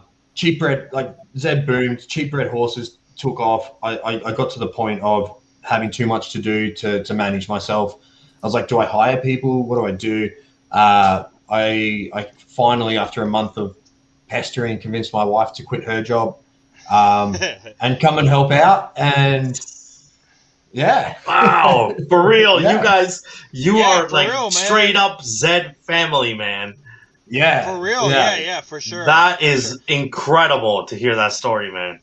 I try and put as much as possible what my what I do for work, a digital horse trainer. Like, yeah, that's right. No, I'm saying I knew this whole story, but I didn't know if you want everybody to know like what you were doing, the Uber and your all that. I didn't want to love that. So, Love that I'm happy story, to share, man. Like the more I can share, I don't know. I can. I was talking to. I'm not sure if you know him. He's part of the Pony Plug. Jordan Stanley. Oh yeah, great guy. I love great Stanley. guy. He was doing digital work for me. I was one of the first guys he did digital work for. I gave him a horse to do a lot of my assets. And I remember like a week or two later, he's like, man, I've got this job. I've got to look after my kid. I hate my job. I just want to do creative art. I just want to do this, rah, rah, rah. And I was like, man, just quit your job. Quit your job. You will be looked after. He did. Yeah, he did. He quit his job. My God. He's like that guy off Wall Street. He's like, you show me a paycheck for 70 grand. I quit my job right now. But he's actually doing really well because he's ventured off. He doesn't do just that. He's ventured off. He has a Twitch thing like every day. And like he does like art one day. Like he does everything now. Like he's big. I love Stanley. And what's really crazy is I joined Zed probably in March. So, like, right before the second drop hit, it was whatever that drop was. Right before that drop, I joined, like, 2 weeks before that. I was all prepared. And I pretty much met everybody, the who's who. I met you. I met Poseidon. I met Chris Ebbs. I met Chris Laurent. Is that how you say his name? Yep. Is it Laurent? I met him. Yeah. I met Dr. Ian. I met Zed Gazette. I met Chance Stables. I met Pony Zook. Like, I met everybody within that 2 weeks. Oh, and NFT Anonymous. Like, he was big. He was huge back then. Like, I met everybody awesome. And then, like, since then, I probably had Zed Gazette and Dr. Ian on my show at least 3 times. And they're saying the exact same stuff you are. So, like, I don't know. The way I look at it is I do not have this partnership with a bunch of people, but I have a partnership with a bunch of people that know what you guys are talking about. So I feel really good because Zed Gazette said the exact same stuff you're saying right now about the mutant horses. Like, that's how the inbreeding and just going down the lines and finding those lines that hit. And once you get that good horse, then you have to basically, if you don't own them, you have to go back and buy them all before another guy realizes what you hit. Right? I mean, is that how it works? A lot of people are too short-sighted in Zed. And, you know. Oh, yeah, true. They breed a horse today to be a good racehorse on the track tomorrow. They're not thinking a year in advance. They're not thinking 2 years in advance. They're not thinking 3 years in advance. They're too worried on. There's a lot of misinformation going out there that breeding is completely random and genetics mean nothing and all of this sort of stuff. No. which is crazy. And I'm really worried about the amount of people that are coming to me with this sort of information. And I'm like, where did you get this from? And 9 times out of 10, where are they getting it from? It's from people who have just started and they're doing things. And if you look at breeding as a one-off, if you breed 10 horses, like, of course it's going to look random. And what horses are you breeding? Are they all unraced Genesis horses that you're breeding to look at offspring? Of course it's going to look random. If you want to have a look at my stable and how I've bred certain things and what is good and why, you will see the reason behind the fact that it's not random. And I know I hold my value in my genetics. The market doesn't right now. And that's fine. I'm just happy to hold them. For me, it's like, okay, everyone will catch up eventually. It'll get to a point where everyone goes, breeding's not working. You know what's going to do it, Doofy? Is your knowledge being transposed on some kind of tool that gives everybody that level of information, and you've already been playing that game for years before the tools came along. I'm working on it, man. It's so cool, again, without sort of giving too much information. What I can sort of say, and I've said this before, is I am working on an academy, and I'm working on it not with myself, but with some of the top stable owners in the game, and some of the top data analysts, and some of the top platforms on the game. I'm not doing this myself. This is a wealth of sort of information and knowledge, and this is essentially going to be a place that you can come and learn about each individual aspect of and theories of Zed. I've also got a qualified trainer, like a qualified person that builds and develops training platforms with an end goal in mind. So at the moment, we're sitting here just chatting. Wherever the conversation goes, that's just fluid. Let's go. Me as a new Zed stable owner, if I want to come and learn about Zed, I need to look at 20 different platforms. I need to look at 100 different videos. I need to be at the right place at the right time and put all of that information together. So what we're looking to develop is a place that you can go, I'm completely new to Zed. If I do these courses in order, then I'll have all of the information and theories that I need to in order to crack on. I have a quick question. First, answer Fred's question. What does Doofy consider the best followers in Zed? I don't know what that means, but you might. The best followers? He's just saying who to follow in Zed. Oh, right. In the space. Okay. Yeah. I'm not going to do this to disrespect anyone. So please, if you're not on the list and this gets out, it's not a disrespect. I think Poseidon is number one. That needs to be followed. He puts out great content and does it in a great way. Know Your Horses have just started their stream back up, or they just started their stream up. Those guys are smart, right? I listen, which isn't hard to find. I listen to guys who are smarter than myself, and I pick up on what they say. I would definitely be following, if you're after a bit of fun, Sean Versal. That stream is just epic to hang out and have a good time. Obviously, anyone that I'm also involved with, like I come on this show for a reason. The Symbiosis Stables, he's got some really good information out there. Obviously, ZG and Dr. Ian is a huge one. What I'll say from that is don't take anyone to gospel. I think your best, even myself, like I don't know everything of Zed. I have theories based off thousands of attempts of doing stuff. Like, you know what I mean? Like, I'm just giving you the knowledge that I've tried. Literally thousands. Like, yeah. Wow. How many horses have I owned? I reckon I'll be pushing 1,000. Like, over for the sure, past couple man. of years. You've been doing this for 2 years, right? 2 years? Yeah. How long full time now? Full time. March. What are we in? 6 months. But like the difference. Do you know what the difference is between full time and not? the fact that I said I was doing it full time.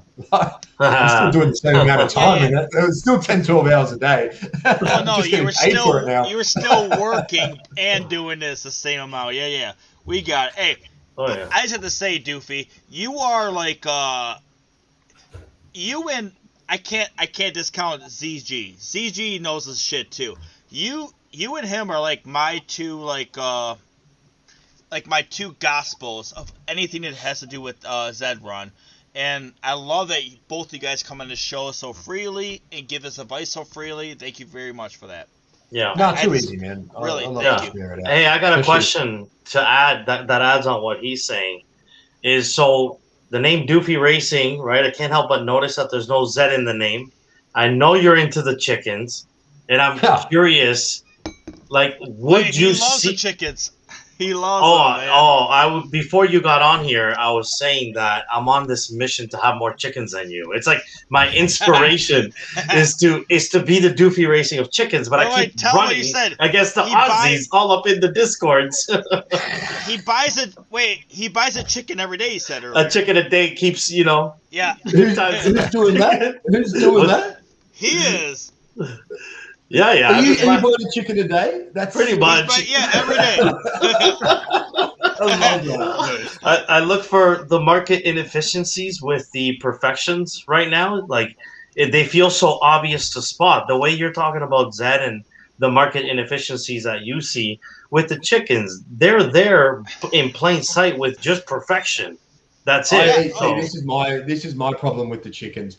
People are reading into that too much. We have no idea what that means. We have no idea what the racing algorithm is.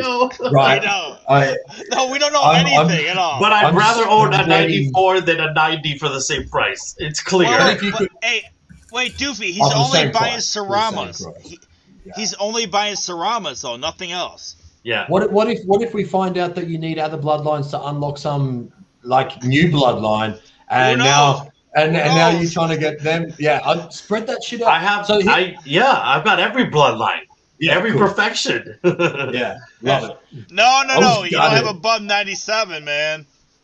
I was so gutted that I was in that. That was the night that killed me. I was up until I needed to raise some ETH for chickens. I was up grinding until I think it was 4:30 in the morning. Wait. You were grinding Zedrun races to buy more chickens. Okay. Yeah, awesome. I was grinding. Man. I was hard. I was trying to do deals. I was trying to breed. I was trying to do these things on the side to raise some Ethereum. I wanted to buy 130 chickens, so I had 200. And so I was like, how much ETH do I need? I need 5.5 ETH. I was like, let's go. I grind. I was up till 5 a.m. grinding, and then I had 2 hours sleep. Got up for the chicken drop, and I was stuck on the pending. I couldn't get a fucking chicken, right? Shit! Wait, you didn't even get one? No. Oh yes. Shit! No. I beat Doofy on the drop. That makes me happy. Yeah, but how many chickens you have? How many chickens you have? I went and bought the floor. I said, you know what? I don't give a shit about. I don't care about the rarity anymore. All these people that were selling them for like 0.38. I'm like, you want to sell them under the mint price? No worries. Send them over. I was like, no. Just buying chickens off the floor. So how many you have right now? 100. I got it up to 100. I bought a couple of rare ones as well. I'm coming for you. What do you have, 80? You have 80? Who? Me? You. No, I'm at 55. I'm coming. And what is Jason? A chicken a day. Chicken a day gets me to 100. He's dropped off. I think he was asking what Jason has. How many's he got? Point being, though, is are you if this does well, you'll dedicate yourself to both? Because, man, you must spend a lot of time on Zed with that knowledge. Squanch as over 110. Oh, yeah. Easy. A lot of time over. All right, there it is. I was actually, that's why I just lost connection. I clicked the wrong damn thing. I was going to look at Squanch. Yeah, he has over 110 still. He bought like 120 in one drop, man. He just kept click. Yeah, so that's what I regret not doing in the first. You'll play a different game. Talking about flipping. Well, here you go. I bought this this chicken for 1.6 Ethereum 5 days ago. It's a Sarama with dig with a classic base body. So it's got the rare color, if you want to put it that way, with a 97 perfection score. So I paid 1.6 1.6 Ethereum. I've got an offer on it for 2 Ethereum. I'm like, I'm not selling that shit. Are you kidding me? That might be me with the offer, you got by the that way. offer? You have that offer? Is I that haven't. I have the shittiest. Like as we said earlier before you got here, I have a chicken. I get the worst offers in the world. Like there's like I actually want to send them back a DM and just say this. Like I mean, dude, the floor is up so much. Like this is a good time to sell a chicken if you're trying to unload it. No. But I'll tell you what my chicken is. I told him earlier. I have a Vampire Tooth Sarama that's a 98.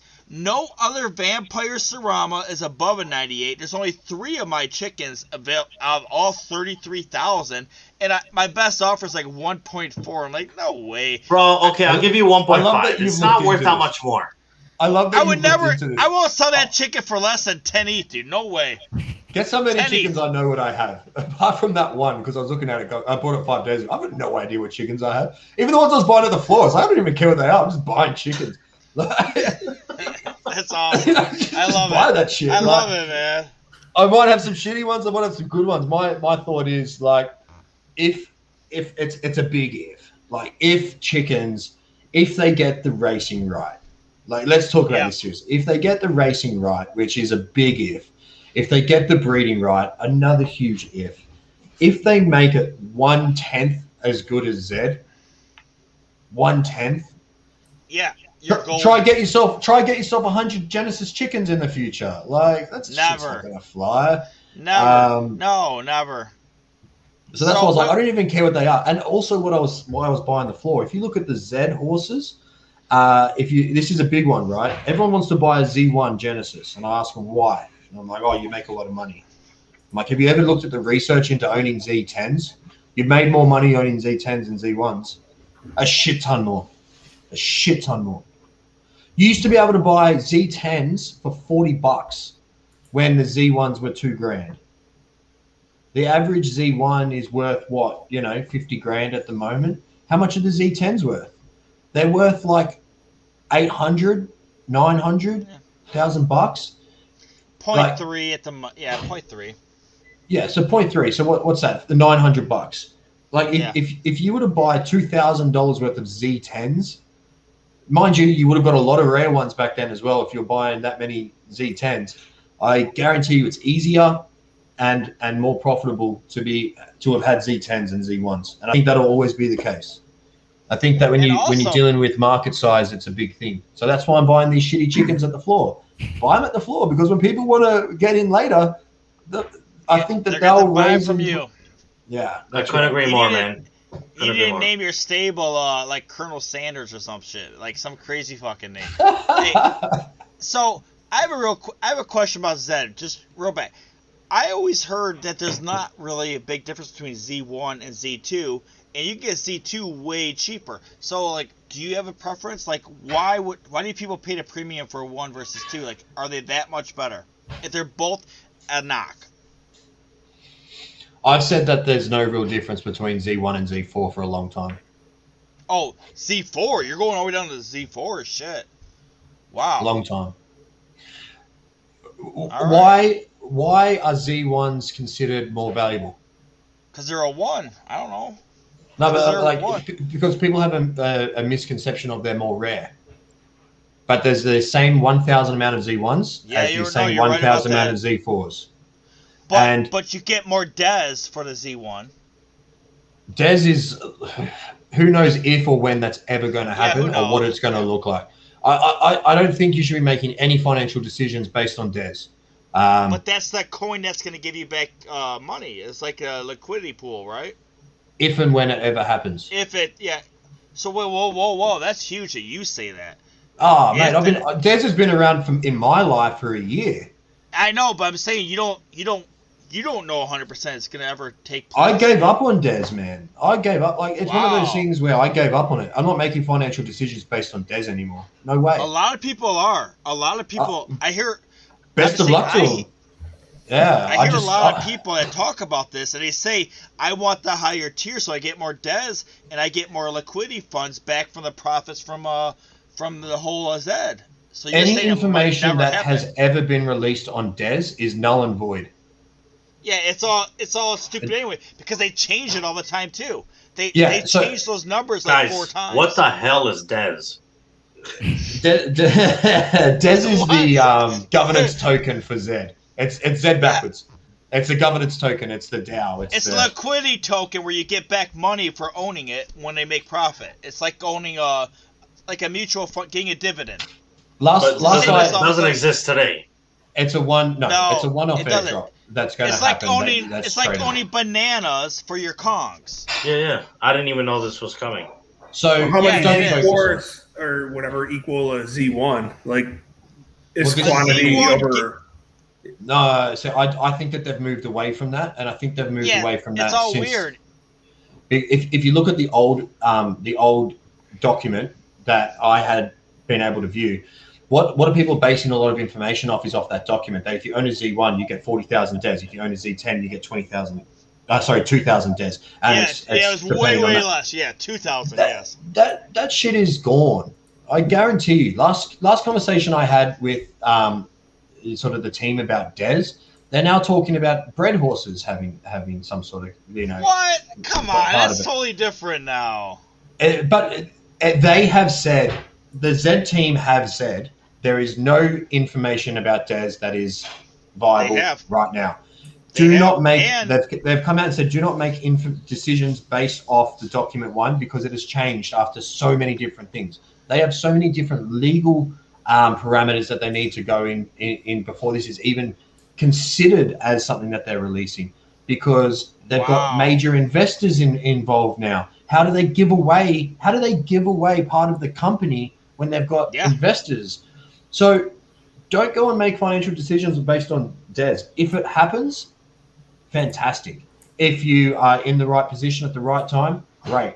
I'm not making any financial decisions based on DES. I'd rather take good profit right now if there's an opportunity to do it. I'm not buying it because I might get some token in the future. I'm buying it because this is going to be a horse that's going to make me money on the platform. Everything else is noise.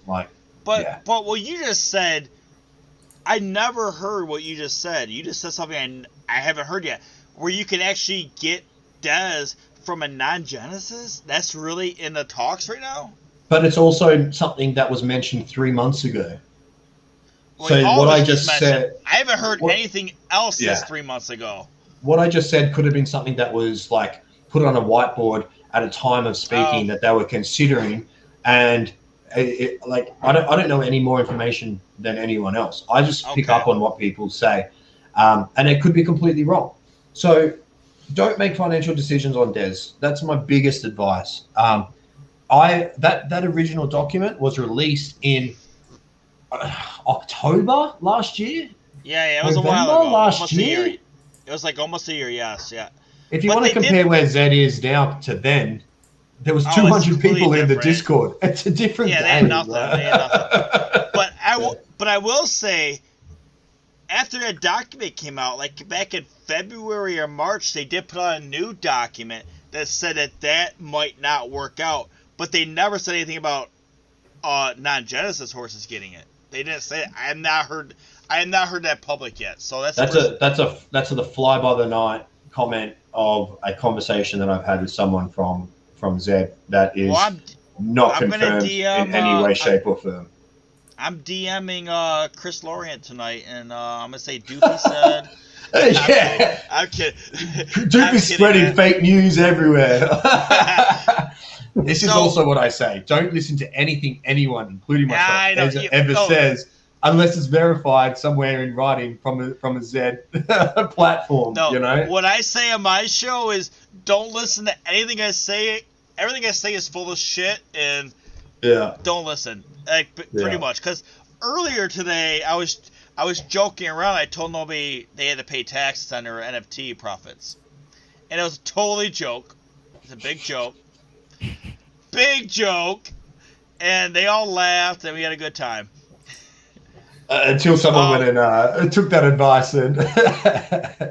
No, I don't want to go to prison. Fuck no. I'm not. I don't want to be in prison, man. I'll pay my taxes to build some more bridges and roadways. I'm all good. I don't know. I'm kind of tired, guys. We're 4 hours in. I was gonna say I gotta go too, boys. It's been a good time though. It's been a good Yeah. chat. Yeah. That was a good time. Great show. Yeah, Doofy, I'm man, glad you- picking your brain is crazy. You've got some Dude, it's insane awesome, knowledge there, right? man. It's Anytime, awesome. anytime. And I absolutely love that you're so willing to share it with the community. You have no reason to, because in fact, the more you know and the less they know, the more you will actually personally win at this game. And it speaks volumes of you that Very you true. go ahead and you still share that knowledge. I want everyone to win. I'm not in this to look. I still want to be the best. I'm super competitive. I'm super competitive. My first day in the Zed Discord, I know it's on. My first day in the Zed Discord, I came in and said, "I'm not here to take part. I'm here to take over." Like my very one day, first day, and it was a small group. Then there was a lot of shit talk. I was sort of held hand from a lot of the OGs back at that time, and showing things as well. But I respect anyone who comes in here to take over Zed. I love it. Do it in a nice, constructive way. Don't be a dick about it. I've had a few of those along the way. Have some fun, but if you want to come and compete, I love that because it just makes me want to compete more. Like, let's do it. Well, also, if everybody was hiding all the information, like if everybody it's kind of in this area right now with Zed where you have these huge stables like you, Poseidon, Chance, Lucky, all these big, huge ones where we can't compete. So if you are giving back some little, at least crumbs or tidbits, everybody's gonna be like, screw that, we can never compete. But you guys are doing it. Especially the chickens a day. Let's go buy a chicken a day. Yeah. Well, especially you, Doofy. You're actually doing this. I bought a horse from you like 2 weeks ago. I bought a horse from your wife and you. I don't know. She's the one who reached out to me, but not everybody's doing that. Like you're actually giving away your bloodline way cheaper than I had to pay probably on OpenSea, for sure, way cheaper. Like I think I bought that horse for like $950, and it's a knock exclusive female. That horse on a horse from your stable on OpenSea, a knock Genesis. No, not Knock exclusive filly. They're about 0.5, 0.6 or something like that, depending on the bloodline. Yeah, it's at least double the price. At least. Yeah. So what you guys are doing is awesome. I love it, and you're only doing it to the stables that don't have like a huge stable because And the more we can grow together, the better everyone is. That's how it is. Because the project won't succeed unless you have kind of a middle ground. You can't have it where you pretty much how our whole lives are. Where you have all these super rich people and all these super poor people and no middle people. Like it doesn't work. It doesn't work, man. 100%. All right, guys, I'm out. Thanks for having me on, guys. Good show. Appreciate it. Great show. Hey, does anybody have anything they want to post here before we go? No? Yes? No, I'm good. All right. I'm good. I'll see you guys all next week. Hey, everybody here, you're all welcome to come back every week if you want, man. We can do this every week, man. So, great night, and I'll see you guys all next week if you want back. Thanks for coming out. Have a good one. Guys.